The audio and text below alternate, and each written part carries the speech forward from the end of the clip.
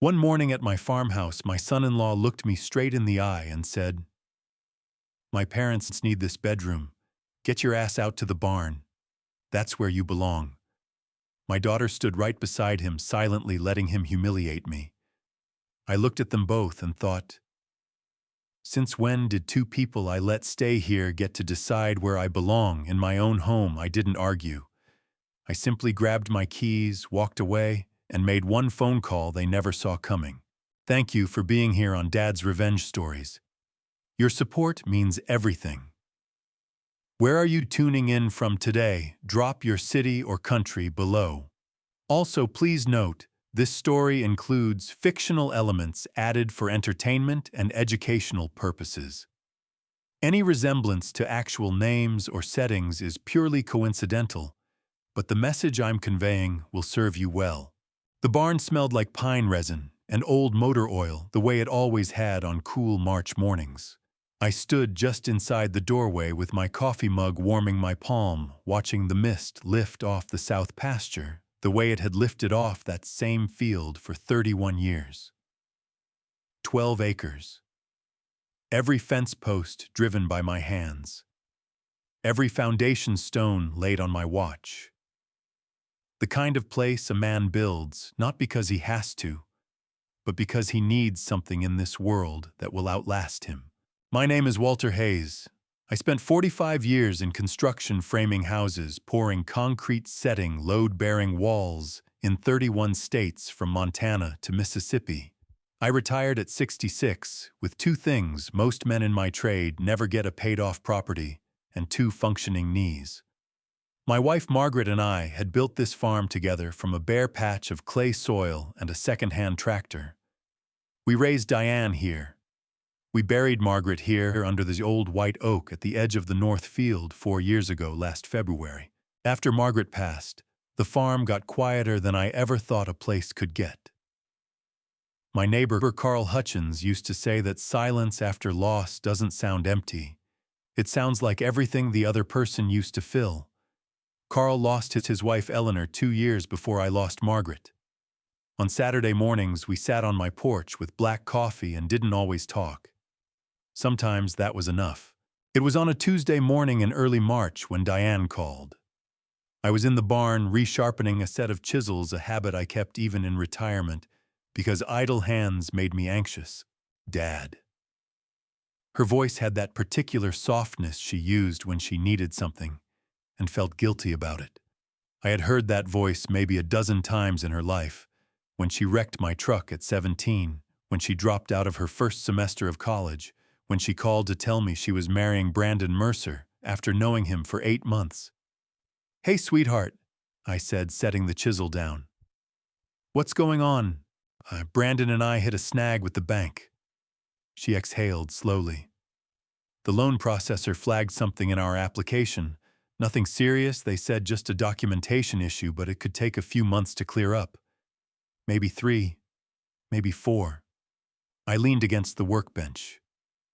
Outside, a red-tailed hawk was making slow circles over the south pasture. "So you need a place to stay while it sorts out." Just temporarily, Dad. We have nowhere else. Brandon's lease on his apartment already ended and my sublease runs out Friday." Her voice tightened the way it did when she was trying not to cry. I wouldn't ask if we had any other option. I looked around the barn.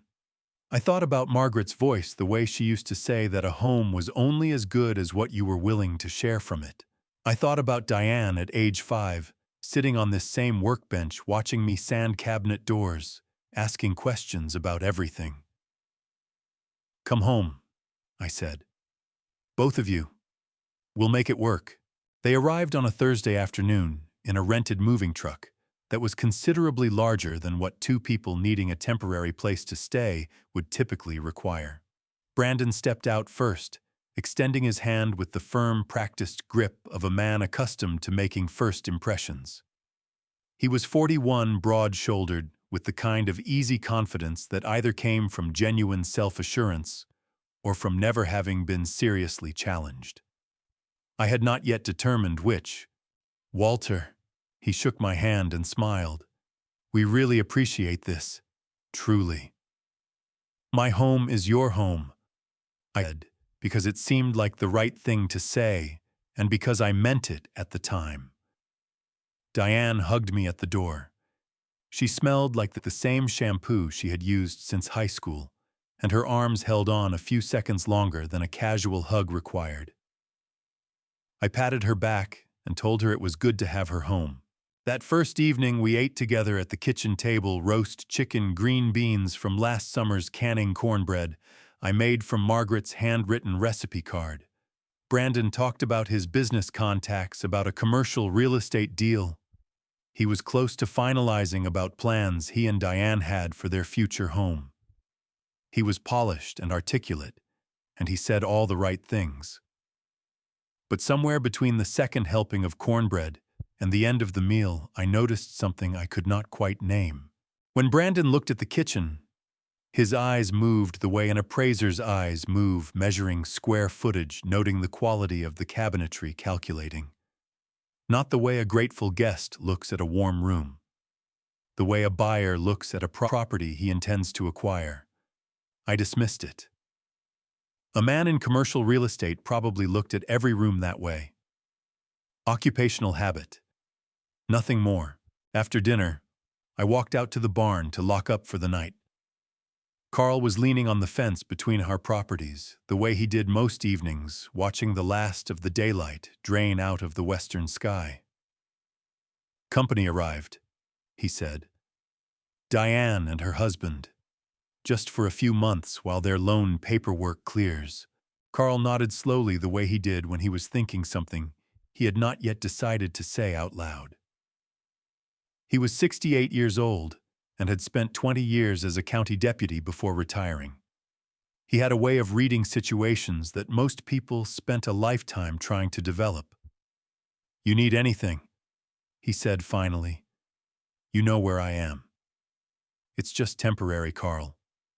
He nodded again. "Sure it is." I locked the barn and walked back to the house.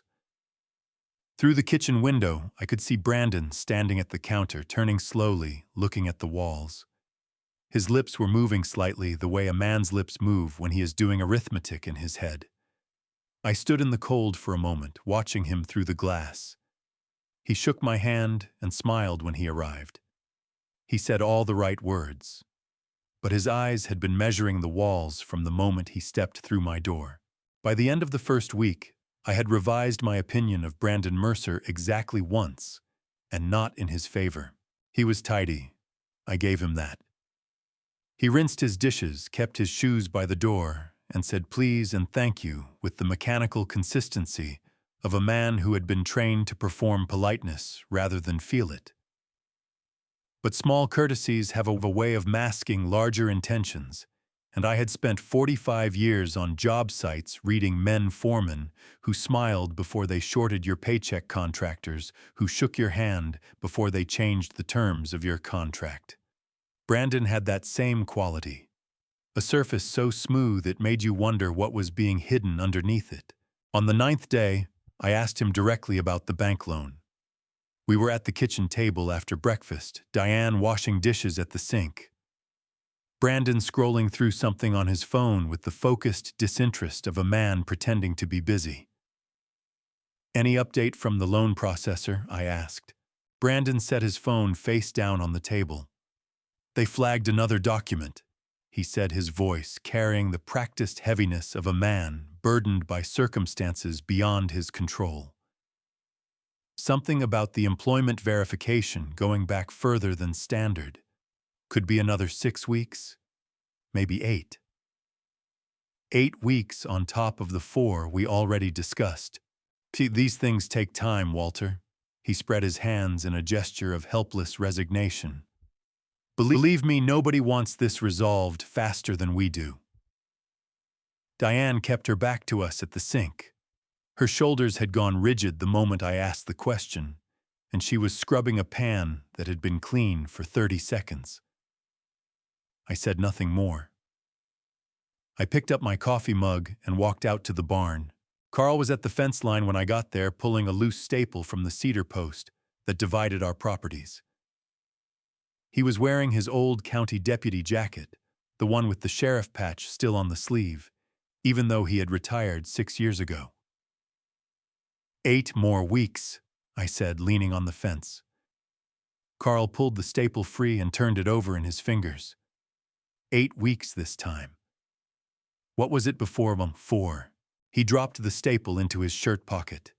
Walter, in 20 years of law enforcement, I never once met a man whose paperwork problems kept getting bigger every time somebody asked about them. I turned that over in my mind the same way he'd turned that staple. He's her husband, Carl. He is, Carl said. Doesn't change what I just told you. I walked back to the house with the particular heaviness that comes not from learning something new, but from having your worst suspicion confirmed by someone you trust. The truck arrived on a Friday night 3 weeks later at 20 minutes past 10. I was in the front room reading when the headlights swept across the window. A full-size moving truck, the kind you rent for a multi-bedroom house, not a cargo van for a weekend haul. I heard Brandon's voice outside, low, quick, the tone of a man directing a familiar operation. I heard other voices, children's voices. I opened the front door. Standing on my porch in the blue-white of the motion sensor light were 6 people. Brandon's father, a heavy-set man in a canvas work jacket, who introduced himself as Roy. Brandon's mother, Patricia, who looked at my house the way certain women look at a hotel room, assessing whether it met her standards. Brandon's younger brother, Greg, who was carrying a duffel bag over each shoulder and did not make eye contact. Greg's wife, a thin woman named Stacy, who was holding a sleeping toddler against her chest, and 2 boys, maybe 7 and 9, who were already running down my porch steps toward the south pasture in the dark. Brandon. My voice came out quieter than I intended. What is this? Brandon stepped forward, and there it was, that smile. Dad, I should have given you more warning, and I'm sorry about that. But Roy and Patricia's lease ended this week, and Greg and Stacy are between places right now. It's just temporary, same as us. He put his hand briefly on my shoulder. It's family, Walter. You've got the room. The hand on my shoulder lasted exactly 2 seconds. Long enough to make a point, short enough to seem casual. You've got the room. Not a question. Not a request. A statement of fact delivered by a man who had already made the decision and was now informing me of it. Diane appeared in the hallway behind me.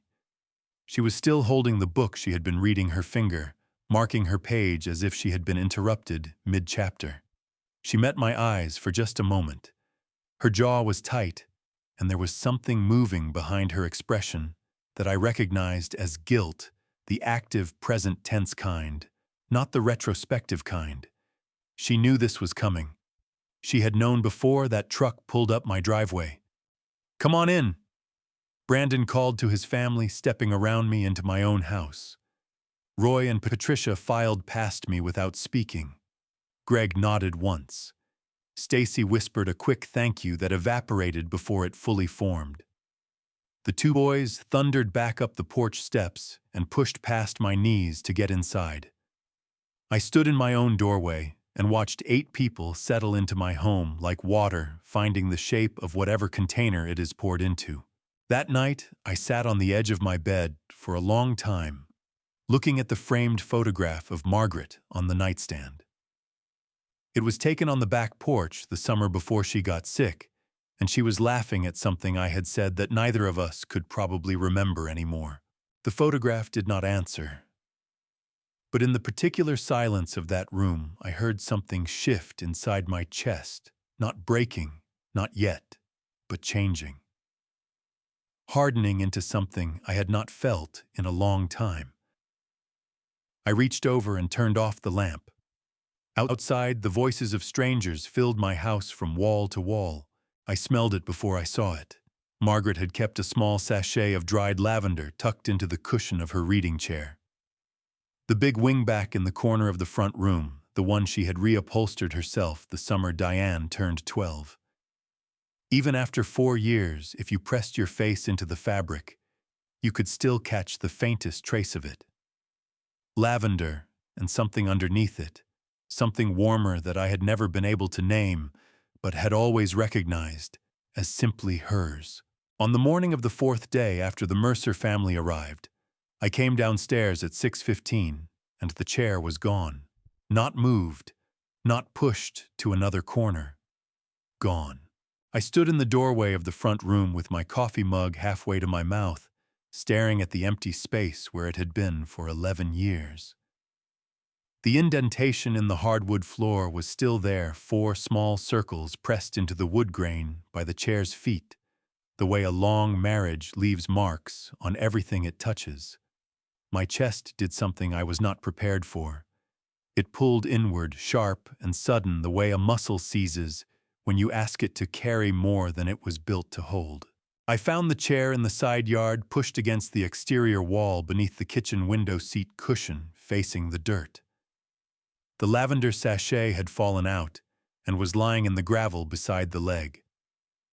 I picked it up and held it in my palm for a moment. The scent was barely there, but it was still there. Brandon was at the kitchen island when I came back inside, pouring himself a cup of coffee from the pot I had made at 6. He was wearing a collared shirt already pressed. His hair combed, the image of a man who started his days with complete confidence in his right to occupy whatever space he found himself in. That chair in the side yard, I said, keeping my voice level because I had learned long ago that a raised voice gives the other man the advantage. That belonged to my wife. Brandon turned with his coffee mug and leaned back against the counter. Patricia needs a place to do her physical therapy exercises in the morning, he said. That corner gets the best light, and the chair was taking up the whole space. I should have mentioned it, my bad. He said my bad the way people say it when they do not believe they have done anything wrong, which is to say as a verbal tick rather than an apology. I would like it brought back inside, I said. Walter, he set his mug down and tilted his head with the particular patience of a man explaining something simple to someone he considers slow. It's a chair. Patricia's knees are bad. She needs that space in the morning. Can we not make this into something bigger than it is? My jaw tightened. My right hand holding the lavender sachet closed into a fist around it. Bring the chair back inside, Brandon. Diane appeared at the bottom of the stairs in her bathrobe, drawn by the tension in my voice, the way children always know the specific frequency of a parent's anger. She looked at me, then at Brandon, then at the sachet in my hand. Dad, she said softly, it's just a chair. Those 4 words hit me somewhere below the sternum. Not because they were cruel, Diane did not say them cruelly, but because they were wrong in a way that could only be possible if she had already decided that keeping Brandon comfortable was worth more than keeping my grief intact. I looked at my daughter and tried to find something in her face that told me she understood what she had just said. I did not find it. That afternoon, I went out to my woodworking shop, a 12 by 16 structure I had built myself in 2009, insulated, wired for power, with a dust collection system I had spent 3 weekends installing. I had built dining tables in that shop. I had built the kitchen cabinets in my own house. I had built the bookshelf that held Margaret's novels, the toy chest that had held Diane's stuffed animals, the bed frame that still stood in the guest room. The padlock was new. A heavy-duty master lock, the combination type, snapped through the hasp I had mounted on the door 12 years ago. My toolboxes, 4 of them stacked and latched, were sitting on the gravel outside the door. My chisels, my hand planes, my router table accessories, all in their cases, arranged in a neat row that managed to be both organized and contemptuous at the same time. I heard footsteps on the gravel behind me. Brandon's work boots. I recognized the sound. I need the storage space, he said. Roy brought some equipment from his place that needs to stay dry. Your tools are fine outside, they're all cased up. I turned around slowly. I looked at him for a long moment without speaking, not because I had nothing to say, but because I was choosing very carefully what would and would not leave my mouth. I built every piece of furniture in this house in that shop, I said. My tools are not equipment to be stored outside, Brandon shrugged. The shrug of a man who has already won and knows it. You're retired, Dad. You don't need all that hardware anymore. Let the younger generation put the space to use. He said it with a half-smile that he probably thought looked good-natured. It did not look good-natured. It looked like what it was. I picked up the nearest toolbox and carried it to my truck. Then the second. Then the third and fourth. I loaded them into the bed without asking for help, without saying another word to Brandon, and without looking at the padlock on my own shop door again, because I did not trust what my hands might do if I did. That evening, Carl called. I told him about the chair and the shop. There was a pause on the line. Walter, Carl said, I want you to listen to me carefully. What that man is doing has a name. It's called displacement. He's not making room. He's making a point. And the point is that he intends to stay. I sat on the tailgate of my truck in the dark Margaret's lavender sachet still in my shirt pocket, and I knew Carl was right. They had erased her chair from the room. They had locked me out of my own shop. And my daughter had stood in the kitchen and told me it was just a chair. I pressed my hand flat against the truck bed, cold steel under my palm, and made myself breathe. Not yet, I told myself. Not yet. There is a particular kind of humiliation that does not announce itself loudly. It arrives quietly, dressed in the language of practicality, and by the time you recognize it for what it has already settled into the furniture of your daily life like a smell you stopped noticing weeks ago. It started with the list. On a Tuesday morning in the third week of April, I came into the kitchen to find a sheet of notebook paper sitting on the table in front of my chair. Not beside it, in front of it. Brandon had placed it there deliberately, the way you place a work order in front of a contractor. 3 items written in Brandon's blocky handwriting, underlined at the top with the words, "Things that need attention." The first item was the east-facing section of the barn roof, where 2 shingles had lifted during a March wind. The second was the perimeter fence along the north pasture, which needed repainting before the summer humidity set in and the wood began to rot underneath the old coat. The third item read, "Clean out the old horse stall, full debris removal rake, and level the floor." I read the list twice. Then I folded it once and set it beside my coffee mug. Brandon came downstairs 20 minutes later in pressed slacks and a quarter-zip pullover, the kind of outfit a man wears when he wants to look casual, but still signal that he considers himself management. He poured himself coffee, glanced at the folded list on the table, and nodded, as if confirming that I had received a memo. The roof has been bothering me," he said, pulling out the chair across from me and sitting down. "If we get a heavy rain before that's patched, we're looking at water damage in the storage area. Roy's got equipment in there now." Roy's equipment. In my barn, which I had built in 1998 with a hired hand named Curtis and 2 weeks of 16-hour days. "The fence paint I can understand," I said carefully. "The fence is due, but the horse stall, that's a full day's work. Heavy lifting." Brandon wrapped both hands around his mug and leaned forward with the expression of a man who has already anticipated your objection and prepared his response. "You were a contractor for 45 years, Walter. This is light work compared to what you used to do. Besides, keeping the property maintained is good for everyone living here.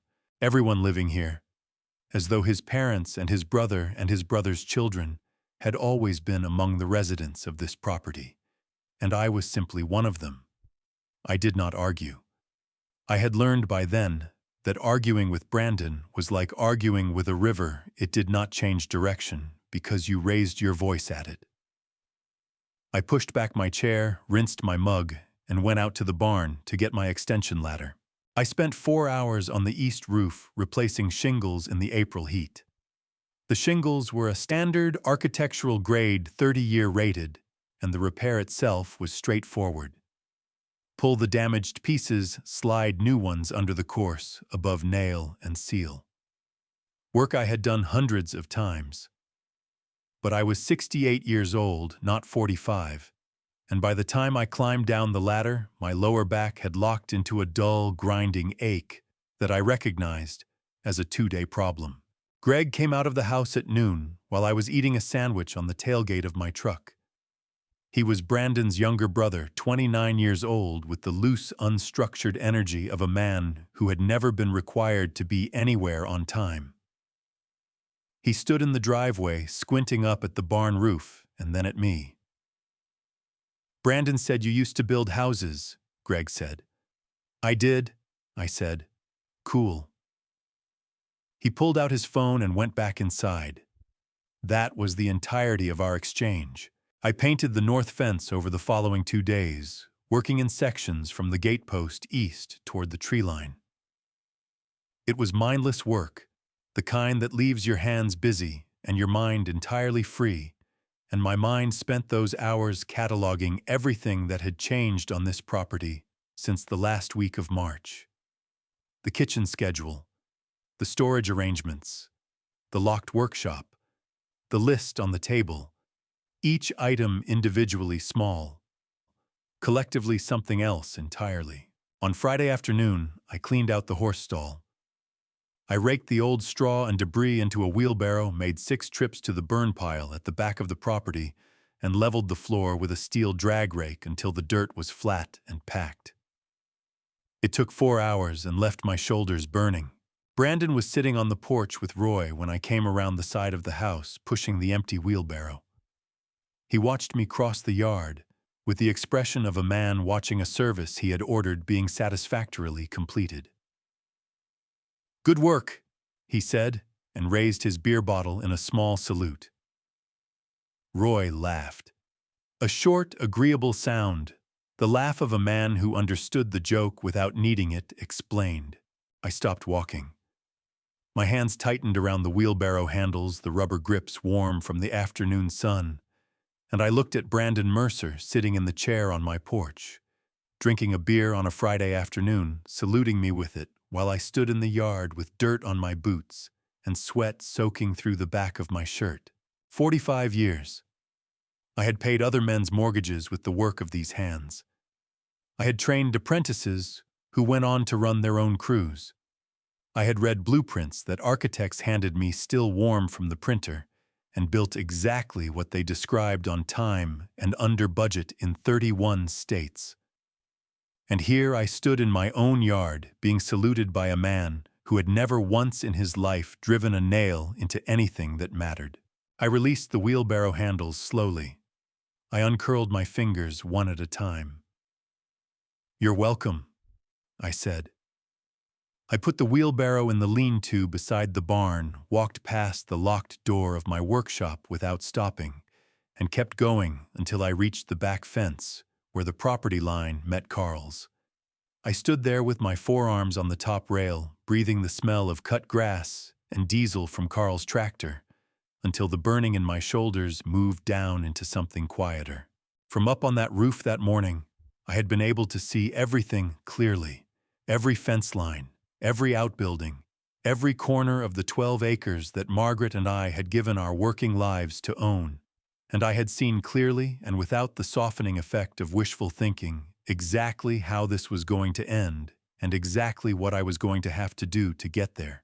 I had installed the front door keypad myself in the spring of 2019, a Schlage Connect Z-Wave compatible, the kind that lets you program up to 30 access codes and track entry logs from your phone. I had chosen it because Margaret was starting to misplace her keys, and I wanted her to be able to get into the house without having to dig through her purse at the door. I programmed her code as the month and year we were married, 061972. She never forgot it once. On a Monday morning in the first week of May, I came back from my walk along the south fence line, a habit I had kept every morning for 20 years, rain or cold or mud, and I reached for the keypad out of muscle memory. My fingers found the numbers and pressed them in sequence the way they always had. The keypad flashed red. I stood on my own front porch and stared at a small red light on a piece of hardware I had purchased, installed and programmed, and tried to make sense of what I was looking at. I entered the code again, slowly and deliberately, the way you repeat a word that has suddenly stopped making sense. The keypad flashed red again and beeped once the short, flat tone that means access denied. My jaw tightened. I knocked on my own front door. Brandon opened it after 40 seconds. He was holding a mug of coffee and wearing the expression of a man who had been expecting this conversation and had already decided how it would go. "Code's been updated," he said, stepping back to let me in. "Security upgrade. I had Greg handle it last night." I stepped inside my own house. "You changed the code on my door without telling me." The old code was weak, Brandon said, moving back toward the kitchen island with the ease of a man in his own home. 6 digits, all sequential. Anyone who watched you punch it in once could have it memorized. I set something more complex. "I'll text it to you." He said it the way you tell a guest the Wi-Fi password, casually, as though the access code to my own front door was now his to grant. "Brandon." I kept my voice at the temperature of cold tap water, not hot, because hot gives a man like Brandon exactly what he wants. "This is my house. The security hardware on this house is my responsibility. You do not change codes on my property without my knowledge." Brandon set his mug down and looked at me with the particular patience of a man who has decided that your anger is a minor inconvenience rather than a legitimate grievance. "Walter, I'm trying to help keep this place secure. There are kids here now." I was being responsible. The code arrived as a text message 45 minutes later. 8 digits, no pattern. I entered it into my phone and stood in the kitchen looking at it for a moment, understanding clearly what it represented, that the access to my own home had become something Brandon dispensed rather than something I held. The Wi-Fi was next. I discovered it that afternoon when I sat down at the small desk in the corner of the front room to pay my monthly bills online. My laptop showed no connection. The network name I had set up 6 years ago, Hayes Farm, was gone from the available list, replaced by a network called Mercer Net. I stared at the screen for a full 10 seconds. Patricia was in the kitchen when I went to ask. She was arranging a bowl of fruit with the proprietary ease of a woman in her own kitchen. Moving things to positions she preferred pushing my ceramic rooster, a piece Margaret had bought at a craft fair in Asheville, to the far end of the counter without looking at it. "The Wi-Fi password," she said, not looking up from her fruit arrangement. "Ask Brandon, he set it up. I think it's on a paper by the router." The paper by the router was in the drawer under the microwave, a drawer I had built into the kitchen island with my own hands. The password was written in Brandon's handwriting. 16 characters, mixed case numbers and symbols. I wrote it into my phone and went back to my desk. That evening, I arrived at the kitchen at 6:15, the time I had eaten dinner at for 30 years. The table had been cleared and reset for 8. The food was already served, a casserole Patricia had made, portioned out into 8 bowls arranged around the table.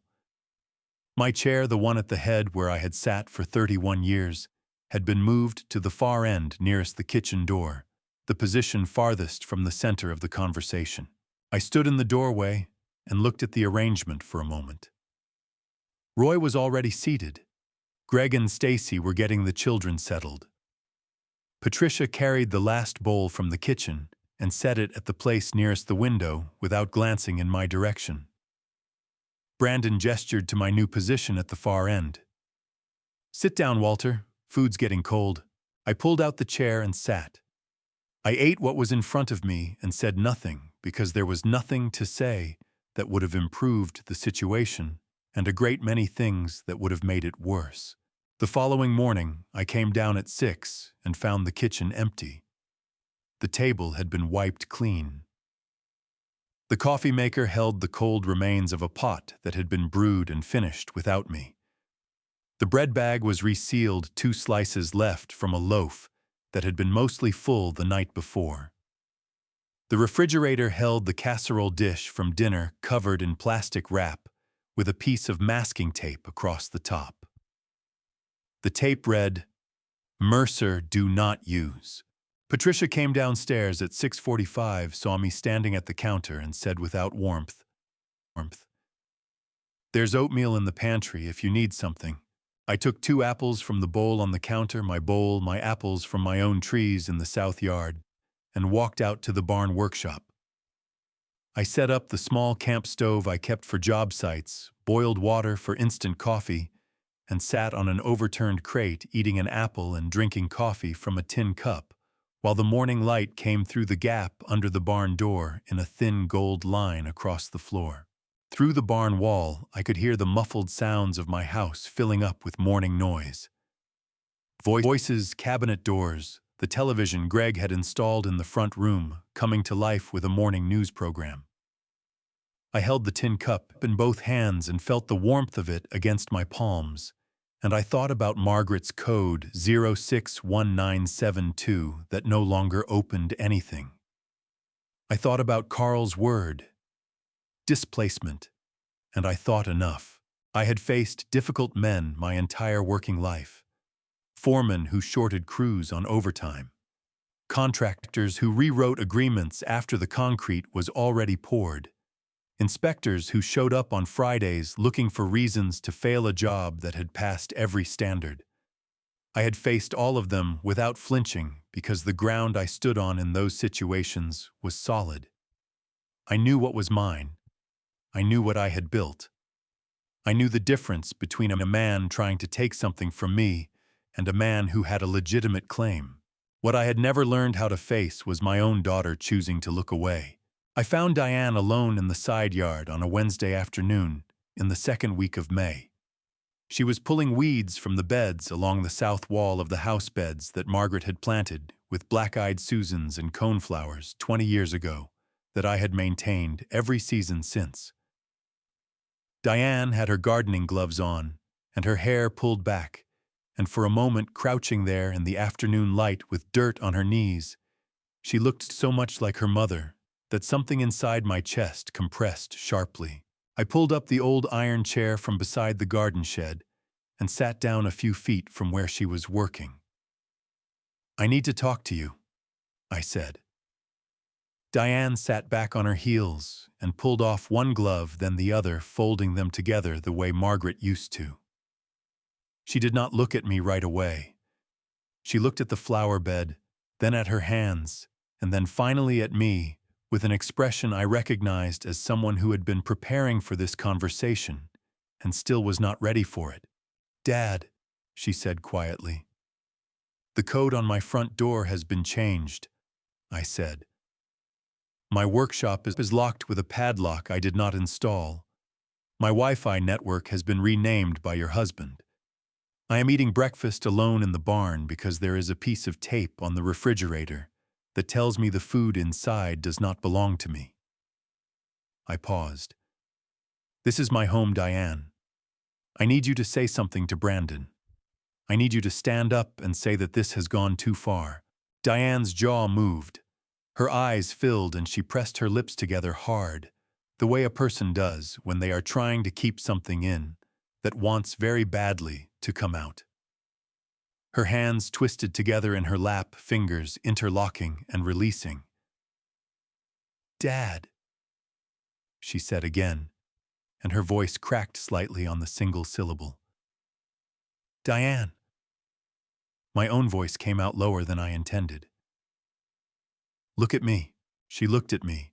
Her eyes were wet and her chin was trembling, and I could see in her face the girl who used to climb into my lap during thunderstorms and press her face against my shoulder, I could see the woman who had called me from a hospital parking lot at 2 in the morning when a friend was sick, because I was the person she called when she was frightened. I could see all of that, and I could also see the exact moment she made her decision. She straightened her back. She smoothed her hands flat against her thighs. The trembling in her chin stopped. "Brandon is trying to do what's best for his family," she said. Her voice was measured and careful, the voice of someone reciting something they had rehearsed. "The security changes make sense with so many people in the house. The storage arrangements are temporary. I know it's not comfortable, Dad, but if you could just be a little more flexible for a few more weeks, this will all sort itself out." The words landed in my chest like cold water, not because they were angry words, not because she shouted them or said them with contempt. She said them gently in the voice she used when she was trying to make things smooth, and that made them worse. A person who shouts at you believes you are worth the energy of their anger. A person who speaks to you with careful gentleness while looking slightly past your shoulder has already decided that your pain is a problem to be managed rather than a wrong to be corrected. "A little more flexible," I repeated. "Dad, I am living in the barn, Diane." The words came out flat and clear. "I am eating apples for breakfast because the refrigerator in my own kitchen has been labeled with your husband's name. I am asking you, not Brandon, not Roy, not anyone else. I am asking you, my daughter, whether you believe that is acceptable." The tears that had been building finally spilled over. She wiped them quickly with the back of her wrist, a sharp, impatient gesture, as though the tears were a betrayal of her composure rather than an honest response to the situation. "I can't fight with him, Dad," she said, and her voice dropped to something raw and unsteady. "You don't know what it's like. When I push back, it gets bad. It gets really bad, and I don't know how to—" She stopped. She pressed both hands flat against her face for a moment. Then she pulled them away and looked at me with an expression that broke something open in me even as it clarified everything. "Please just give it a little more time." I sat with that for a long moment. The garden bed between us. The black-eyed Susans Margaret had planted nodding slightly in the afternoon breeze. "Diane," I said, "are you safe?" She looked away. "I'm fine, Dad. I'm fine." She pulled her gloves back on and turned to the flower bed and began pulling weeds again, her movements quick and deliberate, the movements of a person who has closed a door and intends to keep it closed. I stood up slowly. My back ached from the morning's work. I put the iron chair back beside the garden shed and walked to the fence line where Carl was working on his side, replacing a broken rail with the unhurried competence of a man who had fixed things his whole life. He looked up when I got to the fence. He read my face the way he had been reading situations for 40 years. "She can't help you," he said. It was not a question. "No," I said. "She can't." Carl set down his hammer. He looked out across the field for a moment, then back at me. "Then you help yourself, Walter. And you do it right." I nodded. The afternoon light was long and gold across the pasture, and somewhere behind me inside my house, I could hear Brandon's voice, easy, confident, completely at home, carrying through an open window. I pressed both hands flat on the top fence rail and felt the solid wood under my palms and made myself think clearly the way I thought on job sites. When the problem in front of me was complicated and the margin for error was zero.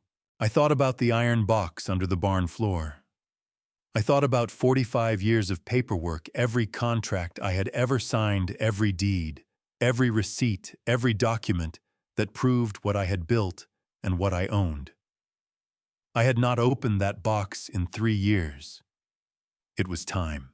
3 men in hard hats showed up at my gate on a Wednesday morning in early June, and the first thing I noticed was that none of them had the look of repairmen. Repairmen arrive with a specific kind of purposeful modesty. They assess, they estimate, they defer to the person who called them. These three men arrived with clipboards and a laser measuring device, and the easy confidence of professionals who had been told they were the decision-makers on a project, not the hired help. Brandon was already at the gate when they pulled in, which told me he had been watching for them. He shook hands with the man in the lead, tall, wire-rimmed glasses, the kind of khaki shirt that architects wear when they want to seem approachable on site visits, and the four of them began walking the property together. Not toward the house, toward the old horse barn at the back of the south pasture. I watched from behind the corner of the equipment shed with the particular stillness I had developed over 45 years of reading job sites from a distance. When you have spent decades on construction crews, you learn to understand a project's intentions before a single word is spoken, just from the way men move through a space, the way they stop and gesture, the way they measure things that do not need measuring unless they are planning to change them. The lead architect crouched beside the horse barn's south wall, pressing his palm flat against the weathered siding, the way a doctor presses a stethoscope against a chest. He said something to Brandon and made a horizontal gesture with his hand, the gesture that means demolition, not renovation. The two men behind him were already pacing off distances, calling numbers to each other in the shorthand of people who had done this many times before. That horse barn had been standing since 1987. Margaret and I had not built it. It was already there when we bought the property, but we had repaired it 3 times over the years. Replaced the roof in 2004, reinforced the foundation in 2011. Margaret used to sit on the fence rail beside it on summer evenings and watch the light change across the south pasture.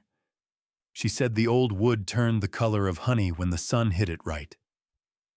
I had not been able to look at that barn the same way since she said that which is the particular power of the right observation at the right moment. I came around the side of the equipment shed and walked toward them at the measured pace of a man who is on his own land and knows it. Brandon saw me coming, and his expression shifted in a way that lasted less than a second, a flash of something that might have been calculation replaced immediately by the practiced openness he deployed whenever he needed to manage a situation. Walter. He raised a hand in greeting as though I were arriving at a social event he was hosting. Come meet the team. We're doing some preliminary planning. Planning for what? I said. Not a question. A request for confirmation of what I already knew. The lead architect extended his hand. David Reese and Partners. Your son-in-law has some exciting ideas for the rear of the property. We're looking at converting the existing barn footprint into a 4-bedroom guest suite with an attached covered patio. Really open up the sightlines to the south. I shook his hand because I was raised to shake hands, and because keeping my composure in that moment was more important than anything else I might have done with my hands. Mr. Reese, I said, who engaged your firm for this project? Reese glanced at Brandon with the professional uncertainty of a man who has just realized he may have stepped into something he was not briefed about. Mr. Mercer contacted us last. This property belongs to me, I said. Not to Mr. Mercer. I have not authorized any planning, preliminary or otherwise, on any structure on this land. The temperature on that patch of gravel dropped several degrees. Brandon stepped forward, inserting himself between me and Reese with the smooth, physical confidence of a man who used body language the way other men used words. Walter, let's not do this in front of... The barn stays, I said. I said it at the same volume I had been using, which was conversational, which was the right volume, because a man who shouts is a man who has run out of other options. Mr. Reese, I appreciate you coming out. I'll need you to invoice Mr. Mercer directly for your time today, as this project will not be moving forward. Reese looked at Brandon. Brandon's jaw had tightened into a hard line. The two men behind Reese had stopped pacing and were studying their clipboards with sudden intense interest. Brandon waited until Reese and his team had walked back to their vehicle before he turned to me. The practiced openness was gone. What replaced it was something flatter and colder, the expression of a man whose patience has developed a hairline fracture. "That barn is a liability," he said. "Structurally compromised, no current use sitting on the most valuable corner of this property. Converting it adds significant equity. This place is going to Diane eventually, Walter. I am trying to build something here." "You are trying to build something," I said, "on land that is not yours." Brandon's eyes held mine for a moment. Then he turned and walked back to the house. I stood alone in the south pasture for a while after that. The old horse barn threw a long shadow across the grass in the morning light. I walked over to it and put my hand against the south wall, the same wall the architect had pressed his palm against 20 minutes earlier, and felt the solid resistance of 38-year-old wood under my fingers. That evening, Greg was sitting on the porch steps when I came in from the barn. He had his phone angled toward me before I noticed it, the casual, loose hold of someone trying to appear like they are scrolling rather than recording. The phone's screen was bright in the evening shadow. I kept walking, but I had seen it. Inside, I went to my room and sat on the edge of the bed and thought about David Reese pressing his hand against Margaret's barn. I thought about Brandon's words. "This place is going to Diane eventually." I thought about the way he said eventually, not as a distant possibility, but as a timeline he had already calculated and was already working within. I picked up my phone and opened my contacts. I scrolled to a name I had not called in 3 years. The name sat there on the screen, and I looked at it for a long moment. Then I pressed call. It rang twice. "Tommy," I said. "It's Dad. I need you to come home." The valet arrived on a Saturday morning in the last week of June, not a person, but a feeling. The feeling that you have become invisible in a space you built, that the rooms around you have stopped registering your presence, the way a house registers the presence of the person who belongs in it. I noticed it first in the way conversations stopped when I entered a room. Not abruptly, not rudely, but with the particular tapering off that happens when a group of people who are comfortable with each other encounter someone they have collectively decided is peripheral. Roy and Greg would be talking at the kitchen table, and when I came in for coffee, they would continue talking, but quieter, turned slightly inward, the way a campfire draws tighter when a stranger approaches. Patricia had rearranged the front room entirely by the second week of June. The couch had been rotated to face the television Greg had mounted on the wall above my fireplace. The reading lamp I had kept beside the window for 20 years had been moved to a corner where it served no practical purpose, replaced by an overhead fixture that Patricia had purchased and had Greg install without asking me. My stack of books histories, mostly a few novels Margaret had recommended before she passed, had been consolidated into a single shelf in the hallway, pressed together with a decorative bookend shaped like a rooster that did not belong to me. I said nothing about any of it. I had learned by that point that saying something accomplished nothing except to give Brandon another opportunity to explain to me why the change was reasonable. The morning of the eviction was a Tuesday in the first week of July. I came downstairs at 6 and found my 2 large duffel bags and my rolling suitcase lined up in the front hallway with the neat, impersonal precision of luggage that has been packed by someone else. My shaving kit sat on top of the rolling suitcase. My winter coat was folded across the handle. Everything that was mine had been gathered from my bedroom while I slept and arranged by the front door like a hotel checkout. Brandon was in the kitchen. He was pouring orange juice, and he turned when he heard me on the stairs with the expression of a man who has prepared his lines and is ready to deliver them. "Roy and Patricia need the main bedroom," he said.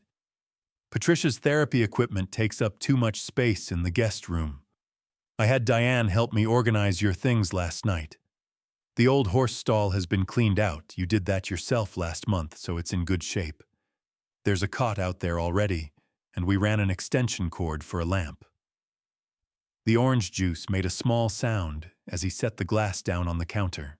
My hands were at my sides. I could feel my pulse in my fingertips, a slow and steady pressure, and I focused on keeping it exactly that slow and steady because the alternative was something I could not afford. Diane helped you, I said. Brandon nodded. She thought it would be easier coming from both of us. I turned and walked back up the stairs. The bedroom door was open. The bed had been stripped to the mattress. The nightstand drawer where I kept Margaret's photograph, her reading glasses that I had never been able to throw away, and the small leather notebook where I had written down things she said that I did not want to forget, was empty. I opened it and stared at the bare wood interior for a full 10 seconds. The photograph and the glasses and the notebook were in the duffel bag downstairs I found when I unzipped it in the hallway, packed carefully wrapped in a dish towel. Someone Diane presumably had taken care with them. That careful packing was in some ways more painful than carelessness would have been, because it meant she had touched those objects and understood what they were, and had still put them in a bag and zipped it closed and left it by the door. I carried my bags to the horse stall myself. 3 trips because I refused to ask for help, and no one offered it. The stall was exactly as I had left it after my own clean-up dirt floorboard walls, the smell of old hay, and decades of animal occupation that no amount of raking fully removes. A folding cot had been set up along the east wall military style with a single blanket folded at the foot. An orange extension cord ran under the gap at the bottom of the stall door, connected to a clip lamp clamped to one of the wallboards. I sat on the edge of the cot and looked at the lamp for a moment. The bulb was 40 watts, the kind of bulb you use in a closet. That evening, Brandon organized a family dinner. I heard it from the stall voices, laughter, the sound of chairs scraping a country music station, playing low in the background. At 7:30, Brandon appeared at the stall door wearing a clean shirt with the sleeves rolled to the elbows. "We need someone to handle the drinks," he said. "Patricia's knee is bothering her." I looked at him across the small space of the stall. His face was arranged in the expression of a man making a reasonable request, and I understood in that moment that he genuinely did not believe he was doing anything wrong. That was the thing about Brandon Mercer that I had taken the longest to fully understand. He did not think he was cruel. He thought he was practical. I carried the drinks tray into the dining room. Roy and Greg and their families were arranged around my dining table, which Margaret and I had bought at an estate sale in 1994 and refinished together on the back porch over a long weekend. Brandon stood at the head of my head and raised his glass when I set the tray down. "Bodykunt." This man spent 45 years building other people's houses. He said, his voice carrying the particular warmth of a man who believes he is being magnanimous. Fortunate for all of us that he finally found a comfortable place to land. Roy laughed first, then Greg, then the others in the easy cascade of people laughing at something their host has indicated is funny. I set the empty tray under my arm and walked out of the dining room. I walked through the kitchen and out the back door across the yard and into the horse stall. I sat on the cot and listened to the laughter carry across the dark yard from the lit windows of my house. And I thought, patient men make plans. My father was a carpenter from eastern Tennessee who believed that a man's real security was not in the bank where he kept his money, but in the documents that proved what he had earned. He kept everything, pay stubs, receipts, deeds, contracts, permits, in a fireproof iron box that sat under the floorboards of his workshop. When he died, that box contained 40 years of his working life organized by year in manila envelopes, held together with rubber bands. I inherited the box and the habit both. The boards came up the way they always had: third plank from the east wall, pressed down on the near end, and the far end lifts the same simple lever principle I had used to hide the box from no one in particular, and everyone in general. The iron was cold under my fingers, the combination lock stiff from disuse, and I had to work the dial twice before the mechanism released, with the small, solid click that had always sounded to me like a period at the end of a sentence. I opened the lid in the light of the 40-watt clip lamp. The contents were organized the same way my father had taught me. Manila envelopes labeled in my own handwriting, arranged chronologically from the back of the box to the front. The earliest envelope was dated 1981, my first licensed contracting job, a 2-bedroom addition in Knoxville, Tennessee. The most recent was from 2022, the year I filed my retirement paperwork and paid the final property tax installment on this land. I lifted out the envelope labeled Deed and Title and opened it carefully. The original warranty deed was inside, notarized and recorded, with the county clerk's office issued in my name and Margaret's name jointly, and then reissued solely in my name after her passing. In accordance with the right of survivorship provision we had included when we purchased the property. Walter James Hayes, sole owner of record. 12.4 acres, including all structures and improvements thereon.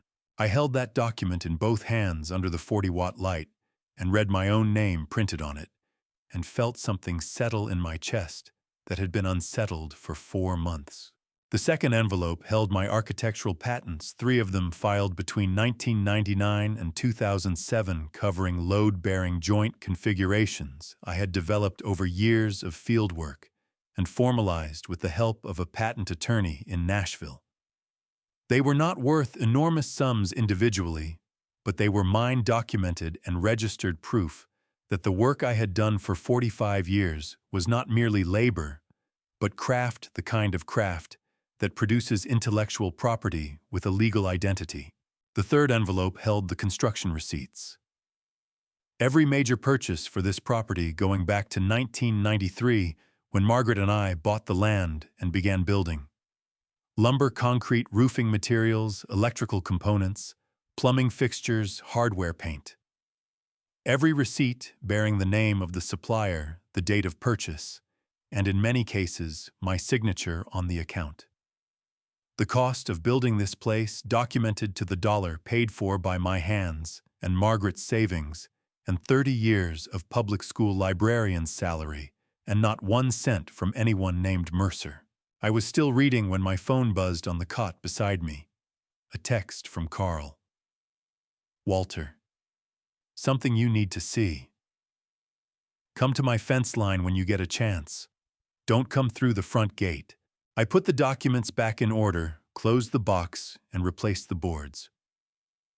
I went out the side door of the stall and crossed the dark pasture to the fence line that divided my property from Carl's, moving through the grass without a flashlight, because I had walked that route 10,000 times and knew every dip and rise in the ground by memory. Carl was waiting at the fence with his phone screen turned down against his thigh so the light would not carry. He was wearing his old deputy jacket despite the July heat. When I got close enough, he turned the phone screen toward me. It was a video, 23 seconds long, shot from a porch angle slightly elevated the way a phone looks when someone is pretending to scroll but is actually recording. The subject of the video was me crossing the side yard of my own property with a wheelbarrow, my back bent under the July heat, my work shirt dark with sweat. Over the video, someone had added a caption in large white letters, "The landlord doing his chores," followed by 3 laughing emoji. The video had been posted in a group message and had received 11 responses, all of them variations of amusement. My jaw tightened until I could feel the pressure in my back teeth. Carl lowered the phone. Greg posted it in a family group chat. My nephew is married to a cousin of Brandon's, that's how it got to me. He paused. I'm sorry, Walter. I stood at the fence line in the dark and breathed through my nose and let the heat of what I was feeling move through me without acting on it the way you let a current move through a conductor without letting it arc. Save it, I said. Every frame, every response, the date and timestamp. Screenshot the whole thread. Carl was already doing it. Already on it. I'll print copies tomorrow at the library. I looked back across the dark pasture toward the lit windows of my house.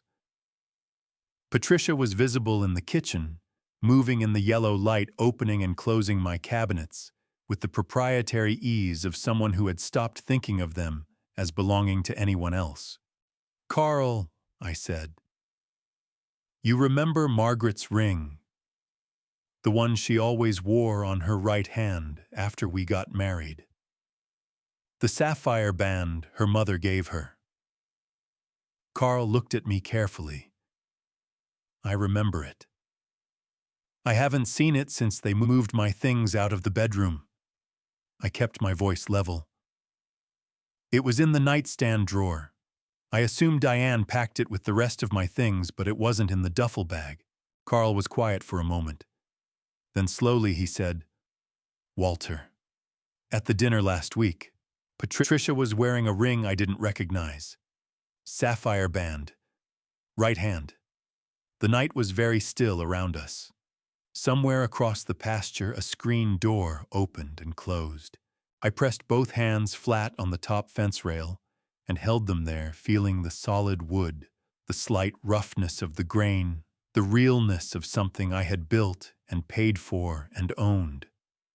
I held on to that feeling, and I did not let go of it. "Print those screenshots," I said. "All of them." "First thing tomorrow," Carl said. I walked back across the dark pasture to the horse stall. I sat on the edge of the cot and looked at the boards in the floor and thought about my father's iron box and what it contained and what it meant. Then I thought about Margaret's ring on Patricia Mercer's hand, and something that had been patient inside me for 4 months finally quietly stopped being patient.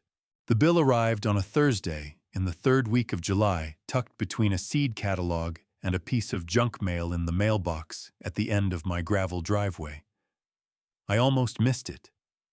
The envelope was white and business-sized and carried the return address of Riverside Medical Group, and I opened it, standing at the mailbox the way I always opened mail immediately, because Margaret had always said that a bill left unopened was a problem left to grow. The amount at the top of the statement read $4,812. I stood in the July heat and read the statement 3 times. It was for the back examination and treatment I had received at the end of June. The appointment I had scheduled after the roofing work in April had locked my lumbar vertebrae into a grinding compression that had not fully released in 2 months. The appointment had taken 40 minutes. The physician had ordered 2 X-rays, a course of anti-inflammatory medication, and a follow-up in 6 weeks. At the time of the appointment, I had presented my Medicare card and my supplemental insurance card, the Medigap Plan G policy I had carried for 4 years through a provider in Nashville. The front desk had processed both without comment and sent me through to the examination room. I had left assuming, as I always had, that the supplemental policy would cover what Medicare did not. The statement told a different story. At the bottom, in the small print that medical billing departments use for information they would prefer you not focus on, was a single line: secondary insurance claim, denied policy, not active as of June 1st. I drove to the pharmacy in town that afternoon and used their public computer terminal because my laptop was connected to MercerNet, and I did not want Brandon to see what I was looking at, and logged into my insurance provider's online portal. The account showed the policy cancellation date as June 1st. The reason listed was policyholder request. The contact email on the account had been changed to an address I did not recognize, a Gmail account, with a string of random numbers that I had never created. My hands were very still on the keyboard. I am a man who has always expressed anger through stillness rather than motion, a trait my father had and his father before him, the particular compression of fury that comes from a family that learned long ago that the loudest man in the room is rarely the most effective one. I printed the account history 3 pages, showing the original policy setup. The email change in May and the cancellation in June fed my quarters into the printer, folded the pages, and put them in my shirt pocket. I drove directly from the pharmacy to the county library, where Carl was waiting for me at a corner table near the reference section. He had the screenshots from Greg's group chat printed and organized in a manila folder, along with 2 photographs he had taken with his own camera from his property, images of Brandon walking the south pasture, with the real estate agents time-stamped from the previous week. I laid my insurance printouts beside his photographs on the table. Carl looked at the cancellation date. He looked at the email change. He looked at me. He knew he was handling your administrative paperwork, Carl said. About 6 weeks before that cancellation date, I said. He said that it would be easier for someone younger to manage the online accounts. I gave him my insurance login because I trusted him to help. Carl tapped the printout with 1 finger. Walter, canceling someone else's health insurance without their knowledge or consent, that is elder financial abuse under Tennessee state law. It is also potential identity fraud at the federal level, because he accessed your account using false pretenses and changed your contact information without authorization. Carl had spent 20 years in law enforcement, and when he used that tone level precise, the tone of a man citing chapter and verse from memory, I listened without interrupting. I know, I said, which is why I need to make a phone call. I used the library's landline because I did not want the call appearing on my cell phone records in a way that Brandon might see if he ever got access to my account. The phone rang 4 times before she picked up. "I'm Peggy Lane." Her voice was exactly as I remembered it. Direct, unhurried, the voice of a woman who had handled enough complicated situations to know that the first 30 seconds of a conversation set the entire tone of what followed. "Peggy," I said. "It's Walter Hayes. I'm sorry to call out of the blue. I know it's been a few years." There was a brief pause. Not uncertainty, just the pause of someone shifting gears. "Walter Hayes, Lord. I heard you'd retired." Another pause. "You wouldn't be calling me at the library number if this was a social call." "No," I said. "It's not." I had known Peggy Lane for 22 years. She had handled every significant contract and property transaction of my professional life, from the commercial build in Chattanooga in 2003 to the refinancing of the farm in 2017. She had attended Margaret's funeral and sent flowers on the anniversary of Margaret's passing for 3 consecutive years afterward. She was 60 years old, small and precise, with the kind of mind that retained details the way good concrete retains compression completely and permanently. I told her everything. I did not rush, and I did not editorialize. I gave her the facts in chronological order, the way I would brief a subcontractor on a job site, start date sequence of events, current status problems encountered. It took 11 minutes. When I finished, Peggy was quiet for 4 seconds. I counted. "Walter," she said, "I need you to bring me everything in that iron box. The deed, the patents, the receipts, the insurance printout, the screenshots. Carl has all of it. Can you come to my office Monday morning?" "I can come tomorrow morning," I said. "Even better," she said. "Walter, I want you to listen to me carefully. Do not sign anything at all that Brandon puts in front of you between now and when I see you. I don't care what he tells you it is. You bring it to me first." "Understood," I said. "And Walter." Her voice shifted slightly, still professional, but with something underneath it that I recognized as genuine anger on my behalf. the kind that a good attorney allows herself to feel privately before she sets it aside and goes to work. He picked the wrong man to try this with. I hung up the library phone and sat for a moment at the corner table while Carl organized his folder. Through the library window, I could see the main street of town, the hardware store where I had bought supplies for 30 years, the diner where Margaret and I used to eat on Friday evenings, the church steeple at the far end of the block. "First thing tomorrow," I said to Carl. He nodded and slid the folder across the table to me. "I'll drive you." I tucked the folder under my arm and walked out into the July afternoon, and for the first time in 4 months I felt the particular clarity that comes when a problem that has been formless and sprawling finally takes on a shape you can work with. A foundation. Something to build from. By the time I got back to the horse stall that evening, Brandon had slipped a piece of paper under the door. It was a list of 3 more tasks he needed handled before the end of the week. I set it on the cot beside me and picked up my phone and sent Tommy a text, getting things in order. "Be ready to come when I call. And bring everything you have on Brandon Mercer's finances." Tommy's reply came in 40 seconds. "Already have it. Been ready."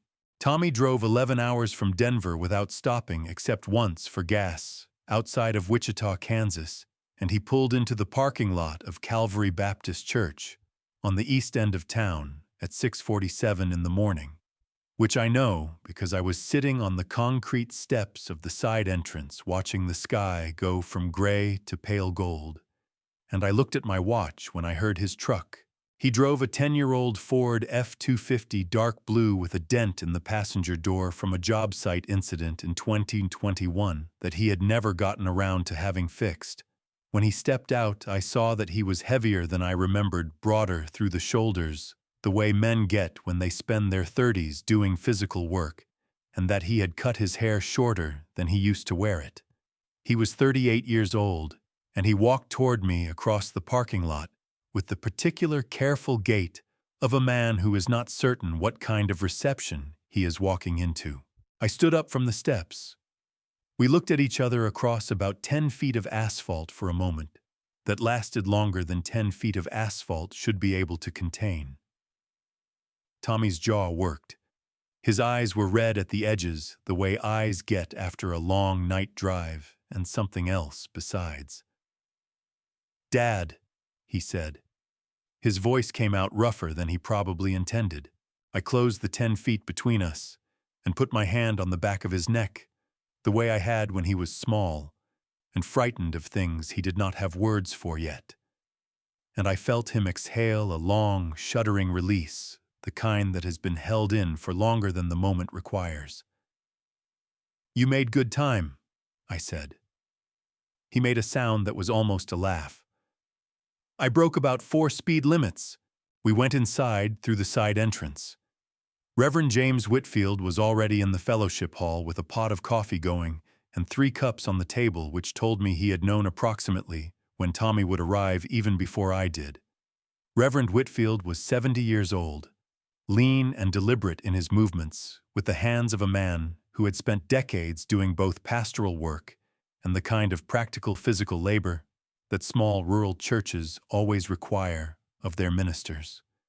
He had presided over Margaret's funeral service in this same building 4 years ago, and when he had spoken about her, he had said things that I had not been able to say myself, which is the particular gift of a man who has spent a lifetime finding words for what grief cannot.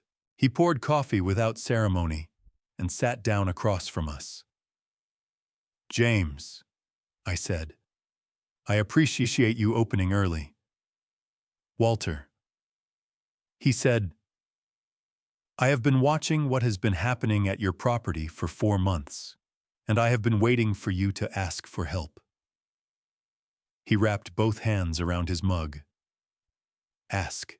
So I told it again, the full account, the same way I had told Peggy, chronological and factual, without dramatizing what did not need dramatizing because the facts were sufficient on their own.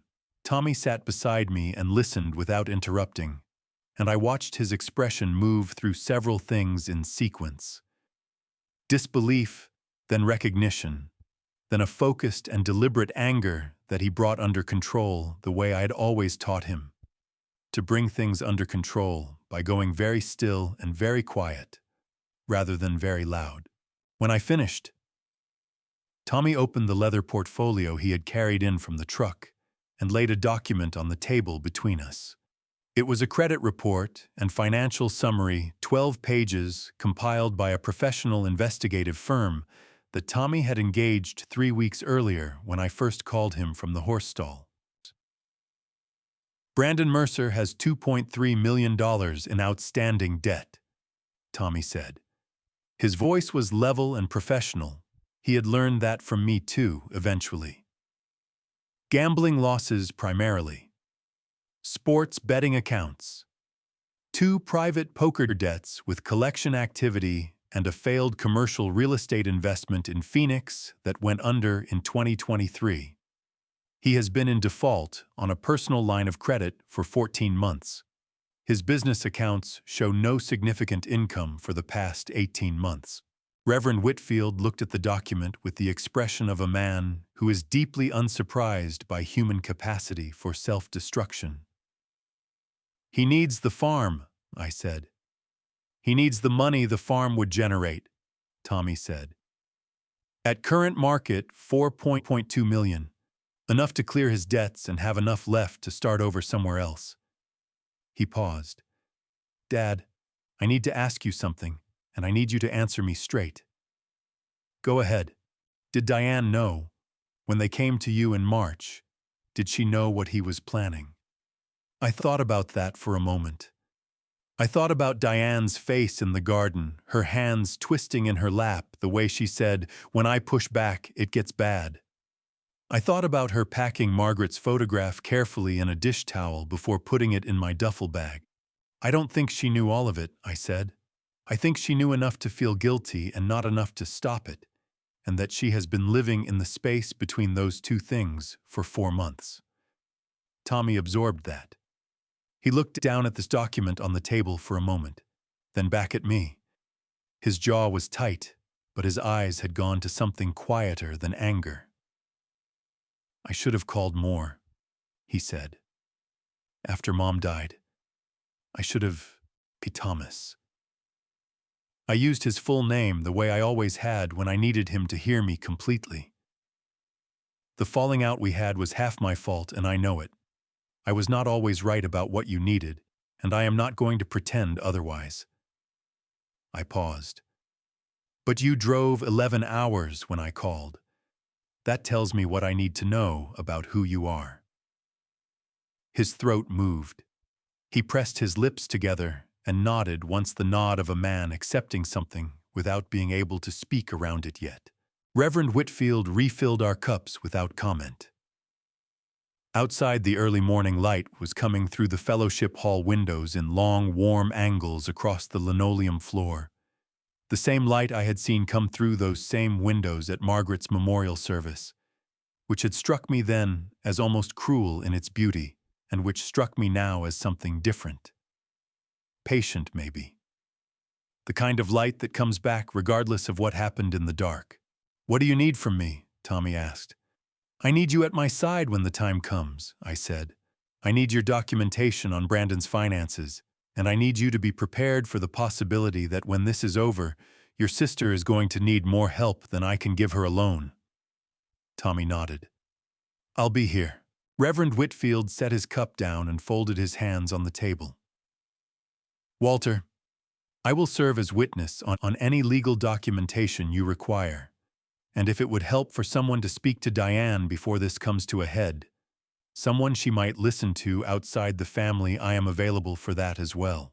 I looked at the man who had spoken over my wife's grave with more grace than I had been capable of myself in that moment, and I felt something that I could only describe as the particular solidity of knowing that when you have done the right things over the course of a lifetime, the right people tend to be present when you need them. Thank you, James, I said. We sat together in the fellowship hall for another 40 minutes going over the plan. By the time we walked out to the parking lot, the sun was fully up, throwing hard shadows across the asphalt, and Tommy walked beside me to Carl's car. Carl had driven me, waiting outside the whole time without being asked, and the four of us stood together in the morning light, and I felt the ground under my feet the way I always felt it on a job site when the foundation had been properly laid. Solid. Ready for whatever came next. There is a specific kind of professional walk that real estate agents develop over years of showing properties, a loose proprietary stride that communicates to everyone watching that the person walking belongs to the space being traversed, that they have authority over it, that they are in some meaningful sense already its custodian.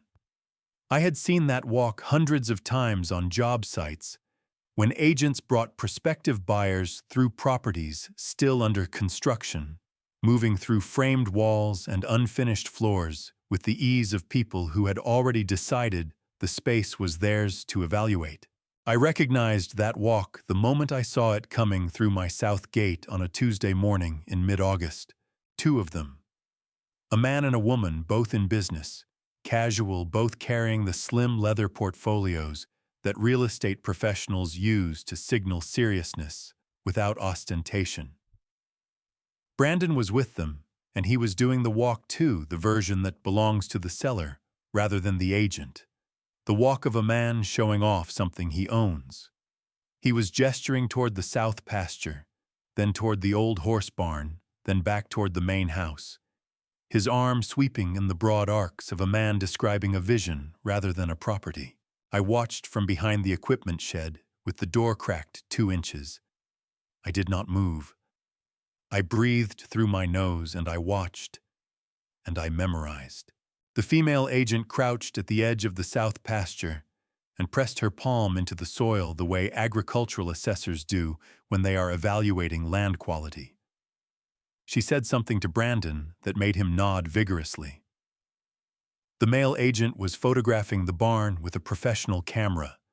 Not a phone, a camera with a long lens moving around it, methodically shooting from multiple angles, the way photographers work when they are producing listing images rather than casual documentation. Brandon pointed toward the main house and said something. Both agents turned and looked at the house with the synchronized assessment of people who have been trained to evaluate structures at a glance. The male agent made a note on a pad he pulled from his portfolio. The female agent measured the front elevation with a laser rangefinder she produced from her jacket pocket. My hands tightened around the edge of the shed door. I pulled out my phone and sent Carl a text, South Gate. 2 agents. Camera. Get your camera running. 3 minutes later, my phone buzzed. Already on it. Been recording since they came through the gate. Carl's property abutted mine along the entire eastern fence line, and he had installed a trail camera system 2 years earlier to monitor deer movement during hunting season. The cameras covered a wide angle of both his property and the adjacent portions of mine. He had repositioned 2 of them the week before after our meeting at the library to capture the areas of my property most likely to be used for exactly this kind of activity. I stayed behind the shed door for 40 minutes. I watched Brandon walk those 2 agents across every significant feature of my 12.4 acres. The south pasture, the equipment shed, the old horse barn, the woodlot along the northern property line, the well house, the main house exterior, which they circled twice. At one point, the female agent stood in my driveway and slowly rotated 360 degrees, taking in the full scope of the property with the calm, comprehensive gaze of a woman calculating a listing price. I heard fragments of the conversation when the wind was right. Quick timeline was one phrase I caught. An occupancy situation being resolved. And most clearly because Brandon said it louder than the rest, 4.2 is conservative. We could push 4.5 with the right staging. $4.5 million. The number landed in my chest the way a framing nail lands in hardwood, clean and deep and final. After 40 minutes, Brandon walked the agents back to the south gate. They shook hands. The male agent handed Brandon a business card. Brandon tucked it in his shirt pocket with the ease of a man concluding a satisfactory preliminary negotiation. I went directly to the library. Peggy was waiting for me in a conference room she had reserved, which told me she had anticipated that something like this might happen and had arranged accordingly. She was 60 years old, small and precise, with reading glasses pushed up on her head and a legal pad on the table in front of her, covered in her own handwriting notes from the documents I had brought her the previous week, organized in a system that I recognized as the same one she had used for 22 years of handling my professional affairs. I told her what I had seen. I gave her the timestamps from my phone texts to Carl, which established the documented time and duration of the agent's visit. I told her the phrases I had heard. Peggy wrote without looking up from her pad. When I finished, she set her pen down and looked at me over the tops of her reading glasses. "Walter," she said, "Brandon Mercer has no legal authority to list, negotiate, or discuss the sale of your property. He has no ownership interest, no power of attorney, and no agency agreement. What he is doing constitutes unauthorized representation of real property, which in Tennessee carries civil liability, and in certain circumstances, criminal exposure." "I understand," I said. "More importantly," Peggy continued, leaning forward slightly, "what he is doing tells us something critical about his timeline. He is not planning to wait for the 30-day notice to expire and work through the courts. He is moving faster than that. He believes he already has what he needs to act." She paused. "Which means the document he is going to bring you, the one he wants you to sign, is coming very soon, possibly within the week." I thought about Peggy's warning from the previous week. Do not sign anything.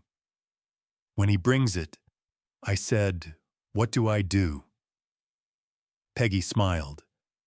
It was the particular smile of a woman who has spent 30 years in property law and knows exactly how many ways a fraudulent document can be rendered permanently useless.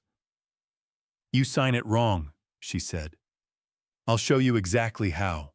She pulled a blank sheet of paper from her legal pad and began to draw a diagram of a signature block. The lines, the boxes, the fields. She showed me where the primary signature line was, where the witness line was, where the notary block would appear.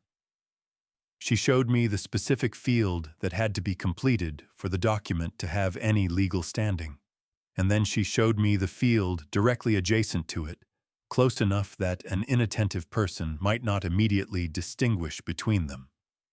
And she told me exactly what to write there instead. "One wrong placement," she said, "and the entire document is void. Not voidable, void. It cannot be corrected or ratified after the fact. It simply does not exist as a legal instrument." I practiced the placement twice on the blank sheet while Peggy watched. "Perfect," she said. "Now about the eviction notice. I am filing the formal 30-day notice to vacate tomorrow morning, Walter. Under Tennessee law, because Brandon and Diane have resided on your property for more than 30 days without a written lease, they are classified as tenants at will. That classification gives them certain procedural rights, specifically the right to 30 days written notice before you can seek a court order requiring them to leave." She slid a document across the table. "This is the notice. Read it and confirm the details are correct." I read it carefully, the way I had read every contract of my professional life. The names, the property description, the dates, the legal citations. Everything was exactly right. "File it," I said. Peggy capped her pen. "I'll have it served tomorrow by a process server. Brandon will receive it in person. He will almost certainly ignore it, which is exactly what we want him to do, because ignoring it completes the legal record we are building." She looked at me steadily. "The timing," I said, is his party. Peggy raised an eyebrow. He is planning a dinner, I said. Partners and associates. He mentioned it to Roy last week. I heard it through the barn wall. He wants to celebrate. I paused. Let him celebrate. Let him get every person he wants to impress into that room. And then we walk in. Peggy looked at me for a long moment. Then she picked up her pen and wrote something on her legal pad and underlined it twice. I'll have the court order ready, she said. Brandon came to the horse stall on a Sunday afternoon, carrying a manila folder thick enough to use as a doorstop. And he smiled when he ducked through the low doorway, the same way he had smiled the first day he arrived on my property, that open, practiced expression that had taken me longer than it should have to read correctly. I was sitting on the cot with my boots on and my hands resting on my knees, because Peggy had told me at our meeting 4 days earlier that he would come within the week, and I had spent those 4 days being ready.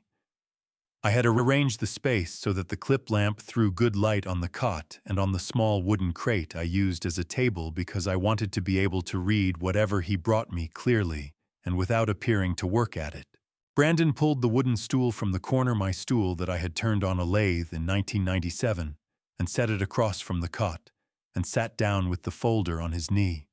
He was wearing clean clothes on a Sunday afternoon, pressed chinos, and a collared shirt, which told me this visit had been planned, and that he had dressed for it the way a man dresses for a negotiation he expects to win. I want to be straight with you, Walter, he said, which is a phrase that almost without exception precedes something crooked. Go ahead, I said.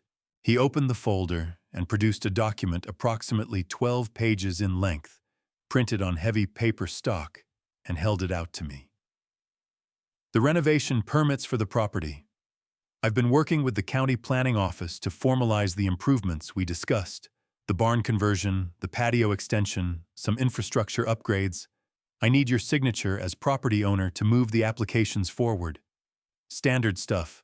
I took the document from him and held it in both hands under the lamp.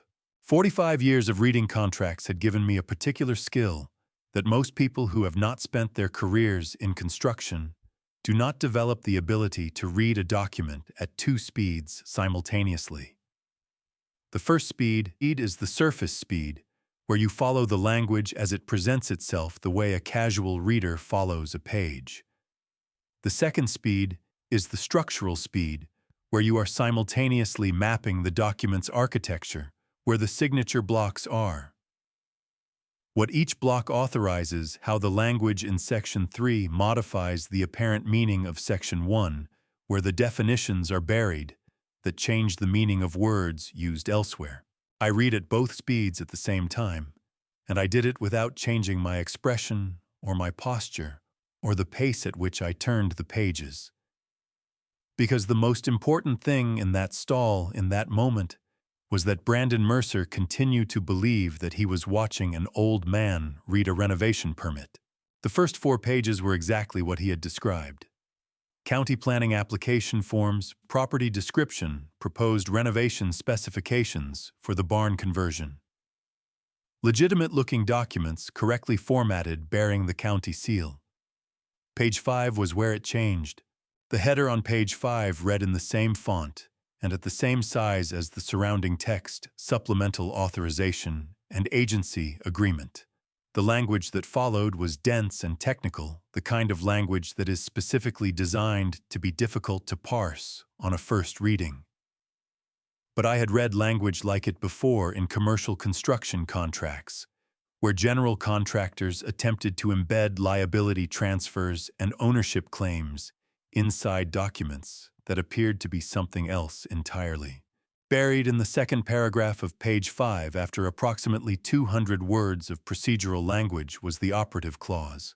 It granted to Brandon James Mercer as designated agent full power of attorney for the management, encumbrance, transfer, and disposition of the real property known as the Hayes Farm, comprising 12.4 acres, including all structures and improvements thereon. The authority was described as durable, meaning it would survive even if I were to become incapacitated, and was designated irrevocable for a period of 5 years. A power of attorney for real property in Tennessee must meet specific legal requirements to be valid. It must be signed by the principal, in this case me, in the presence of 2 witnesses and a notary public, all of whom must also sign the document in their designated fields. The notary's official stamp must be affixed. Without all of those elements completed correctly, the document has no legal standing whatsoever. It is in the language Peggy had used, not voidable but void, as though it had never existed. I read to the end of the document at the same unhurried pace I had used throughout.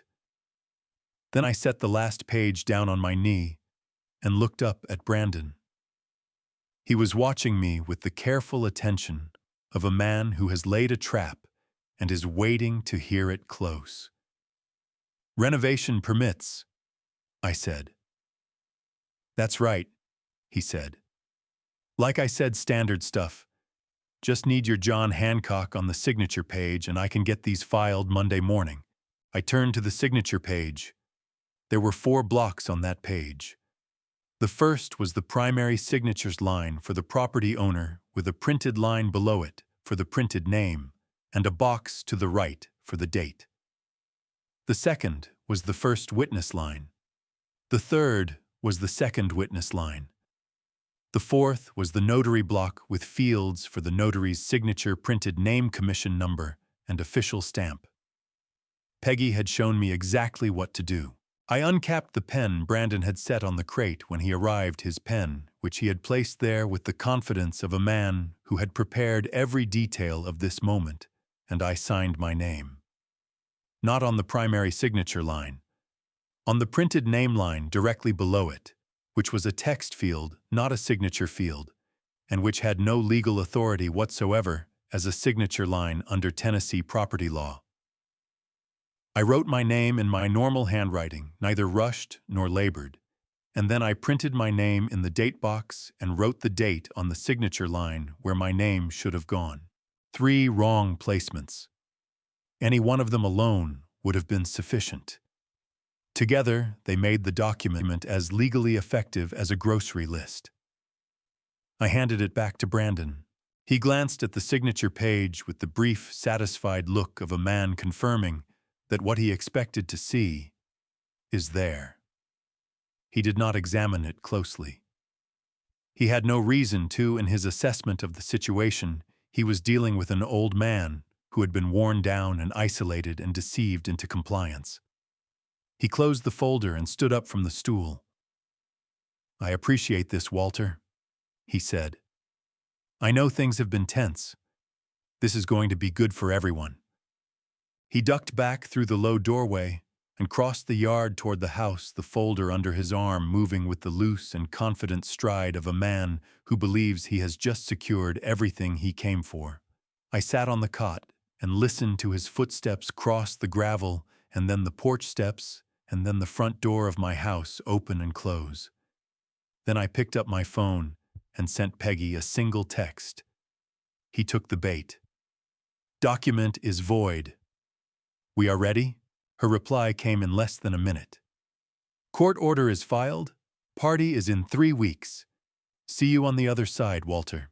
Peggy Lane's office was on the 3rd floor of a building on Merchant Street that had been a textile warehouse in the 1940s and had been converted to professional offices sometime in the 80s, and the conversion had been done well enough that the original brick walls and heart pine floors were still intact under the modern lighting and the filing cabinets.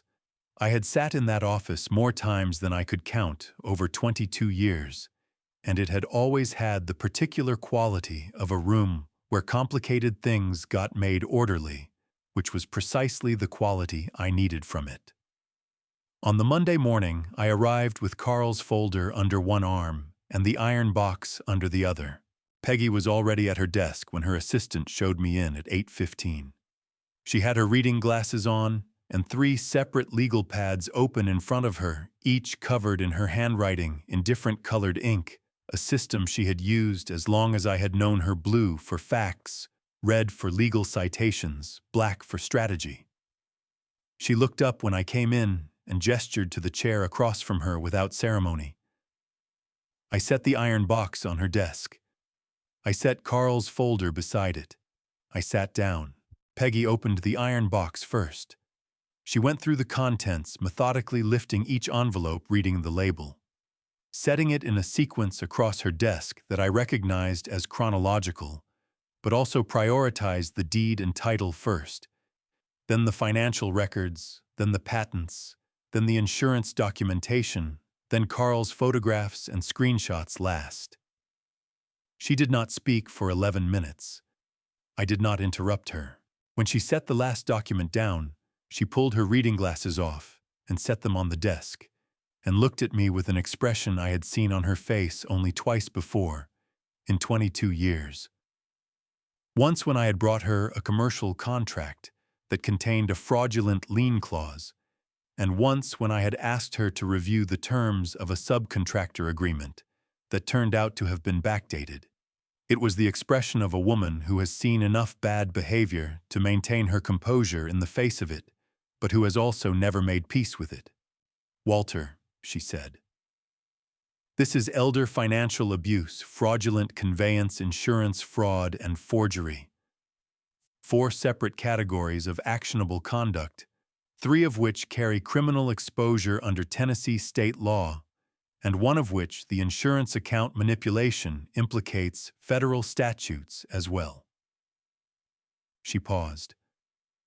"I want to be clear about something. I have handled a great many property disputes in 30 years. What Brandon Mercer has done to you is not a gray area. There is no interpretation of these facts under which his conduct is defensible." "I know," I said. "What do we do with it?" She picked up the red legal pad. The 30-day notice to vacate was served by process server on Brandon Mercer personally on August 19th. He signed the service acknowledgement, which means he cannot claim he did not receive it. The notice period expires September 19th. He has not vacated and has given no indication of any intention to do so. "He won't," I said. Correct," Peggy said, "which is exactly what we needed him to do, because his failure to comply converts this from a civil notice matter into a court enforcement matter, and that is a much stronger legal position." She set the red pad down and picked up the black one. "I filed the unlawful detainer petition with the county court on September 2nd. The judge reviewed it on September 8th and issued the writ of possession, which is the court order authorizing the physical removal of unauthorized occupants from your property. I have the signed order here." She slid a document across the desk. It was 2 pages official court letterhead bearing the judge's signature and the court seal. I read my name on it, Walter James Hayes, petitioner, and the property address, and the order language that directed Brandon James Mercer and all persons residing with him to vacate the premises immediately upon service of the writ. I held that document carefully the way you hold something that has taken a long time and considerable cost to produce. "The writ can be served and enforced at any time," Peggy continued, "which means the timing of enforcement is entirely at our discretion. The party Brandon is planning, I had Tommy confirm the date with a contact he has, is October 11th. That gives us 32 days to prepare." "Who serves the writ at the party?" I asked. "Stadina. A sheriff's deputy will be present to formally serve the writ and ensure the order is complied with," Peggy said. "The deputy's role is to maintain order and document compliance, not to physically remove anyone unless resistance occurs. In my experience, when people understand that a court order is being enforced in front of witnesses, resistance does not occur." She paused. "Especially people who have outstanding debt obligations and are already under scrutiny for financial misconduct." I thought about Brandon standing at the head of my dining table with a glass raised, and I thought about what his face would look like when that door opened. "Tommy has the financial documentation ready," I said. 12 pages. Peggy confirmed. certified copies of the credit reports, the collection activity records, the Phoenix investment failure documentation, and the gambling account records. Admissible as evidence if this proceeds to litigation, and compelling as public information if it does not. Carl's footage, authenticated and time-stamped. The trail camera recordings cover 7 separate incidents of Brandon conducting unauthorized property tours with real estate agents. Combined with the photographs of the agents on your land and the text records between you and Carl establishing the dates, we have documented evidence of unauthorized real property representation spanning 6 weeks.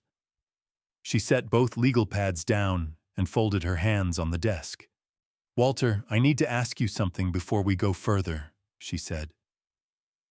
"When this is over, and it will be over, and you will have your property back, what do you want to happen to Diane?" The question sat in the room for a moment. "She is my daughter," I said. "Whatever she has done, she is still my daughter. I want her safe. I want her away from him. And I want her to have the opportunity to make different choices than the ones she has made for the past 7 months. Peggy nodded slowly. "Reverend Whitfield has spoken with her twice this week. Privately, pastorally, nothing that implicates the legal proceedings. He tells me she is not well, that she is frightened and ashamed and does not know how to get from where she is to somewhere better." I pressed my hands flat on my knees and thought about Diane in the garden, her hands twisting in her lap, saying, "When I push back, it gets bad. She will know how to get there." I said, "When she sees that the door is still open." Peggy looked at me for a moment. Then she uncapped her pen and made a note on the black legal pad, strategy, and underlined it once. "There is one more thing," she said. "The notary block on the power of attorney document Brandon had you sign. I had a colleague examine it. The notary seal that appears on that document belongs to a notary commission that expired in 2021. The person whose name appears on the seal has been deceased since 2023. She looked at me steadily over her folded hands. "Someone obtained that seal stamp after the notary passed, likely through an estate sale or an unsecured office. Brandon used it to make the document appear legitimate. He affixed a dead man's notary seal to a fraudulent power of attorney. In Tennessee, that is a Class D felony." The office was quiet for a moment. Outside on Merchant Street, a delivery truck downshifted at the corner. "How do you want to handle October 11th? Peggy asked.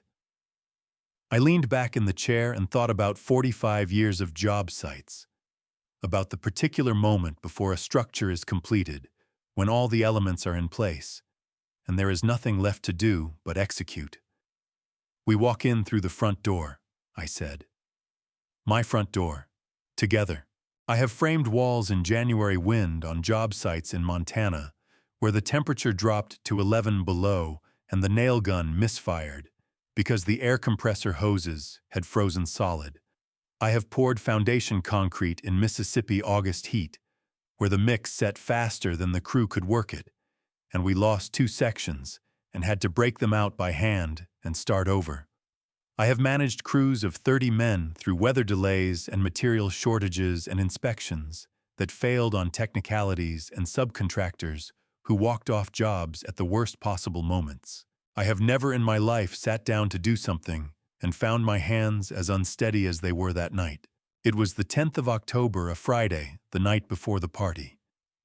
The horse stall was cold. The fall had come in fast that year. The way Tennessee falls sometimes do, dropping 15 degrees in a single week, and I had the clip lamp turned up as high as its 40-watt bulb would allow, which was not very high. I had a legal pad on the wooden crate and a pen that I had bought specifically for this purpose at the drugstore in town 2 weeks earlier, a good pen, a Pilot G2 in black ink, the kind that writes smoothly without requiring pressure, because I wanted the letter to look like what it was, something written with care, not urgency. I sat on the edge of the cot for a long time before I wrote the first word. The problem was not that I did not know what to say. The problem was that I knew too well what I wanted to say, and was not certain I had the right to say all of it. A letter written in anger is a weapon. A letter written in grief is a wound given to someone else to carry. What I wanted to write was neither of those things. What I wanted to write was the truth, the whole truth, without anger, and without the particular manipulation that disguises itself as vulnerability. I wrote the date at the top right corner of the page, October 10th, 2025. Then I wrote, Dear Diane. And then I sat with that for a while. I thought about the summer she was 4 years old, when she had followed me around the property every morning for 3 weeks, while I was building the chicken coop, handing me nails one at a time from a coffee can she carried with both hands, because it was too heavy for one. She had been so serious about it 4 years old, and completely committed to the work, as though the success of the entire project depended on the reliability of her nail delivery. Margaret had watched from the porch and laughed, and I had told Diane that she was the best assistant I had ever had on any job site in any state, which was true in the way that only the most important things are true. Not as a fact that could be verified, but as something, in your chest. I wrote about the chicken coop. I wrote about the nail can. I wrote about the morning of her 7th birthday, when I had gotten up at 4 a.m. to assemble the bicycle I had ordered from a catalog, a red Schwinn with white handlebar streamers, because it had arrived in a box with instructions that turned out to be in German. And I had spent 2 hours with a German-English dictionary I borrowed from Margaret's school library, translating the assembly steps one at a time. I wrote about how she had come downstairs at 6:15 and seen the bicycle in the front room, and made a sound I had never heard a human being make before or since, a sound of pure, complete, uncomplicated joy, and how I had stood in the doorway of the kitchen pretending to drink my coffee, so that she would not see that I was crying. I wrote about the day her mother was diagnosed. I wrote about sitting in the hospital parking lot afterward, just the two of us not talking, the engine running, because neither of us had remembered to turn it off. I wrote about how Diane had reached across the center console and put her hand over mine on the gear shift, and had not said anything because there was nothing to say, and how that hand had been the most important thing anyone had done for me in 40 years of people doing things for me. I wrote, Your mother asked me in the last week whether I thought you would be all right. I told her yes, not because I was certain, but because I needed to give her that. I am telling you now that I am still telling her yes. Whatever has happened in this house over the past 7 months, I am still telling her yes. I did not write about Brandon. I did not write about what he had done or what we were going to do about it. That was not what the letter was for. I wrote, I am not writing this because I want you to feel guilty. Guilt is not useful to either of us. I am writing this because tomorrow things are going to change, and I want you to know before they change that the door between us has never been closed by me, and will not be. You are my daughter. You were my daughter before you knew how to carry a can of nails, and you will be my daughter long after everything that needs to be corrected has been corrected. I wrote, Whatever you are afraid of, you do not have to be afraid of it alone. That is all I have ever wanted you to know. I wrote, Love, Dad. I folded the letter twice and put it in an envelope I had brought from Peggy's office and wrote Diane's name on the front, in the same careful handwriting I had used throughout. Then I set it on the wooden crate and looked at it for a moment under the 40-watt light. Outside the night was clear and cold. Through the gap under the stall door, I could see the frost beginning to form on the grass in the yard, the thin silver coating that comes in the first weeks of October when the temperature drops below freezing after midnight. The main house windows were dark. The family Mercer had gone to bed early, saving their energy for the celebration tomorrow. I picked up my phone and sent Carl a text. Can you put this in her mailbox before 6 tomorrow morning? I'll leave it under the rock by the fence gate. His reply came in 40 seconds, already awake. "I'll get it." I set the phone down and lay back on the cot with my hands folded on my chest and looked at the underside of the stall roof, the old boards, rough-cut oak put up in 1987 by someone whose name I did not know, but whose work I had always respected because the joinery was tight and the boards had not warped in 38 years. Good work lasts, my father used to say. In the wood and in everything else, I had been broken down to the foundation over the past 7 months. Stripped of comfort, stripped of dignity, stripped of the ordinary daily evidence that a man belongs in his own life. But a foundation is what you find out about when everything built on top of it is taken away. And what I had found out about mine was that it had been built correctly back at the beginning and that it had held. Tomorrow, I thought. Tomorrow we find out what it can carry. I closed my eyes. Outside, the frost continued its quiet work across the grass of my land. Carl texted me at 6:14 in the morning. Letter delivered. Light came on in her room at 6:08. She's been in there since. I was already awake. I had been awake since 4:30, lying on the cot in the cold stall, listening to the particular silence of a morning that is going to matter. The kind of silence that has a different quality than ordinary silence, denser somehow. The way the air before a significant storm feels different from ordinary air, even when there is not yet any visible evidence of what is coming. I got up at 5 and dressed carefully. The clothes I had chosen the night before were folded on the wooden crate. A white Oxford shirt that I had last worn to Margaret's funeral pressed dark slacks. My good leather boots that I had polished the previous evening by the light of the clip lamp until I could see the outline of the bulb reflected in the toe. I had not worn those clothes since the funeral because I had not had an occasion that required them. This occasion required them. I made instant coffee on the camp stove and drank it. Standing up, looking out through the gap under the stall door at the frost on the grass, turning gold as the sun came up over the eastern tree line. The main house was still dark. Brandon had been up late the night before. I had heard voices and movement until past midnight, the sounds of a man who was excited about tomorrow and could not settle. Carl's second text came at 6:47. She went into the bathroom 20 minutes ago. Doors still closed. I set my coffee cup on the crate and stood very still for a moment. 20 minutes in a bathroom with a letter from your father is not the same as 20 minutes in a bathroom for any other reason. I knew what Diane was doing in there. I had done the same thing myself in a hospital bathroom in February of 2021, reading the last voicemail Margaret had left me 3 days before she died, which I had saved and not listened to for 6 months because I was not ready, and then suddenly was. I picked up my phone and called Tommy. He answered on the first ring, which told me he had not slept either. Dad. His voice was alert and steady, the voice of a man who has been waiting for a starting gun. "Where are you?" I said.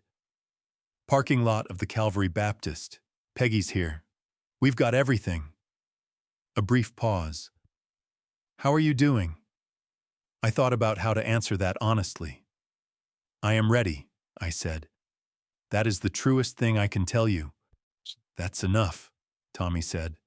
"That's all you need to be." We agreed on the timing. The party was scheduled to begin at 7 in the evening. Brandon had hired a catering service. I had heard him on the phone discussing it 3 days earlier, confirming a 6:30 arrival for the setup crew. We would arrive at 7:45.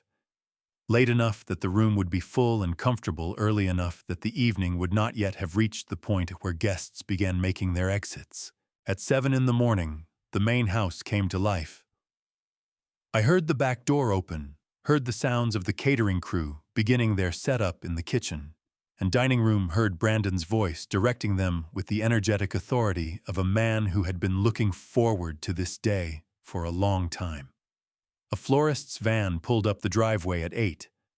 A rental company truck arrived at 9 with additional table settings and chairs. I watched through the gap in the stall door as my dining room furniture was rearranged through the front window, as additional chairs were carried through my front door, as a woman in a black apron arranged flowers in vases on my porch railing. I watched all of it with the particular detachment of a man who knows that what he is watching is temporary. At 10:15, Carl appeared at the side of the stall without knocking the way he always did and sat down on the wooden stool with his hands on his knees. "She came out of the bathroom," he said. "Went back to the bedroom. I could see her through the window from my property line. She sat on the edge of the bed for a long time." He paused. "Walter, she was holding the letter." I said nothing. I waited. "She didn't go help Brandon with the setup," Carl said. "She's still up there." I nodded slowly. I did not know exactly what that meant, and I was not going to assume. But I knew what it did not mean. It did not mean she had read the letter and set it aside. A person who sets a letter aside goes back to their ordinary morning. A person who sits on the edge of a bed holding a letter is still inside whatever the letter opened in them. At 2 in the afternoon, Tommy drove to the farm alone, parking on the county road outside my gate and walking the fence line to where Carl met him. He brought the leather portfolio with the financial documentation sealed in a waterproof envelope. He also brought a garment bag, which he passed through the fence to me without ceremony. "Peggy said you should look like yourself tonight," he said. "Not like a man who has been living in a barn." Inside the garment bag was a sport coat I had left at Tommy's apartment in Denver 3 years ago, during a visit that had ended badly that I had not asked for back, because asking would have required a conversation I was not ready for. He had kept it. He had driven 11 hours with it hanging in the back seat of his truck. I held the coat for a moment without speaking. "Tommy," I said. "Don't," he said, but not unkindly. "Save it for after." At 4 o'clock, I heard Diane's voice for the first time that day coming through the wall of the main house. I could not make out the words, but I could hear the tone, not the careful, measured tone she had used for 7 months when speaking to Brandon in my presence, but something rawer and less controlled, the voice of a woman who has stopped managing herself. Brandon's response was low and quick, the tone of a man trying to contain something before it became visible to the catering staff moving through the house. Then silence. Then the sound of a door closing, not slammed but pulled shut with the deliberate firmness of someone who needed to be alone. I checked my watch. 4:07 in the afternoon. At 5:30, I dressed in the white Oxford and the dark slacks and the polished boots and put on the sport coat Tommy had brought. I looked down at myself in the dim light of the clip lamp at the clothes that belonged to the version of me that existed before March, and I straightened the collar and buttoned the coat and picked up my phone. I sent a single text to Peggy. "We are ready." 7:45. Her reply came immediately. "See you at the front gate. The deputy will be with us. Walter, it's time." I set the phone in my shirt pocket. I picked up the leather portfolio Tommy had passed through the fence. I looked around the horse stall one last time. The cot, the clip lamp, the wooden crate, the boards in the floor under which the iron box sat empty, now its contents in Peggy's office. And I reached up and turned off the lamp. I walked out into the October evening and crossed my land in the dark toward the front gate. Before I reveal the shocking climax of this confrontation, drop the number 1 in the comments below if you believe justice must always prevail, so I know you're still here with me. And please note, the story that follows contains fictional dramatizations for storytelling purposes. If this isn't the kind of content you're looking for, feel free to turn off the video right now. Brandon was mid-sentence when the front door opened. He was standing at the head of my dining table, my table, the one Margaret and I had refinished together on the back porch over a long weekend in 1994 with a glass raised, and 23 people watching him, and he was saying something about vision and investment and the extraordinary potential of this property, and then the door opened and he stopped. I walked in first. Tommy came in on my right. Peggy came in on my left. The sheriff's deputy stepped in behind us and closed the door quietly, the way professionals close doors. The room went completely silent. Brandon's glass stayed raised for 2 full seconds before his arm came down. His face moved through several expressions in rapid succession: surprise, then calculation, then the attempted reconstruction of his composure, and none of them held. Peggy stepped forward and placed 2 documents on the table in front of Brandon without ceremony or drama. Her voice was clear and carried easily to every corner of the room. Mr. Mercer, this is a writ of possession issued by the county court, signed September 8th, authorizing the immediate removal of all unauthorized occupants from this property. This second document is the original warranty deed showing sole ownership by Walter James Hayes. She stepped back. You are required by court order to vacate these premises tonight. Brandon's jaw tightened. His eyes cut to me. You have no idea what you've just done, he said, and his voice carried the particular hollowness of a man whose threat has nothing behind it. I know exactly what I have done, I said. I have come home. Tommy opened the leather portfolio and laid Brandon's financial records on the table: the debt documentation, the gambling accounts, the Phoenix investment failure face up where the guests could see them. Several people leaned forward. Several others leaned back. Brandon turned to Diane. She was standing near the kitchen doorway, her arms wrapped around herself, and she was not looking at her husband. She was looking at me. Her eyes were red, and her face was very still, and she did not move to stand beside Brandon. She did not move at all. Diane, Brandon said sharply. Tell them. No, she said. Her voice was quiet, but it did not waver. That single syllable landed in the room like a stone into still water.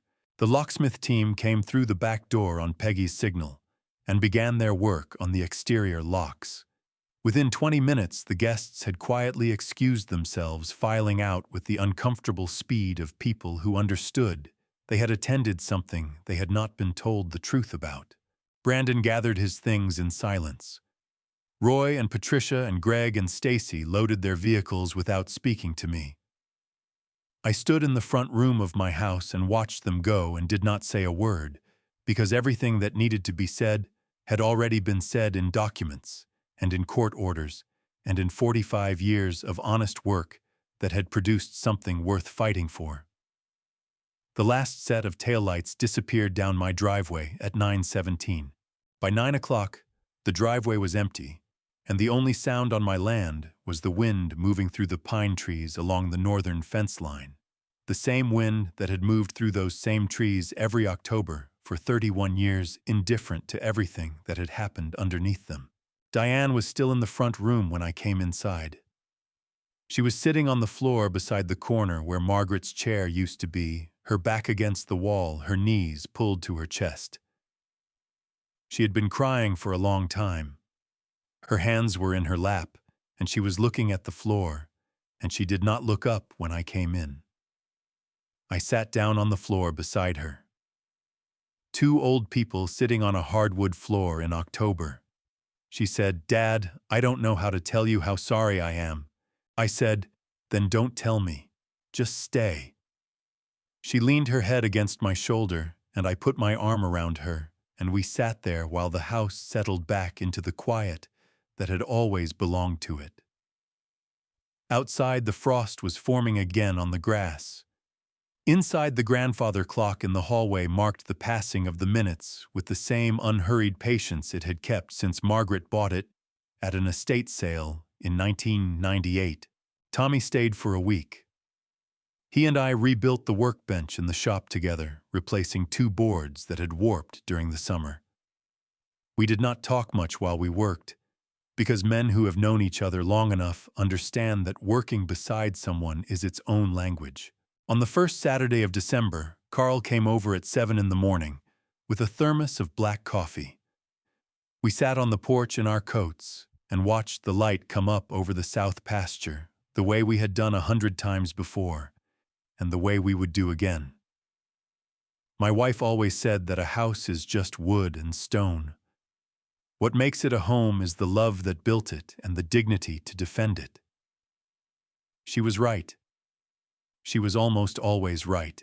Have thought a great deal about what I would tell a younger version of myself if I could. I would say, do not wait until someone is sleeping in your barn to understand what you are worth.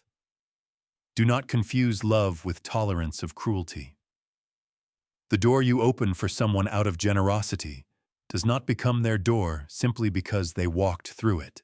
These grandpa stories, the ones we carry in our bones, from the men who built things with their hands, all say the same thing.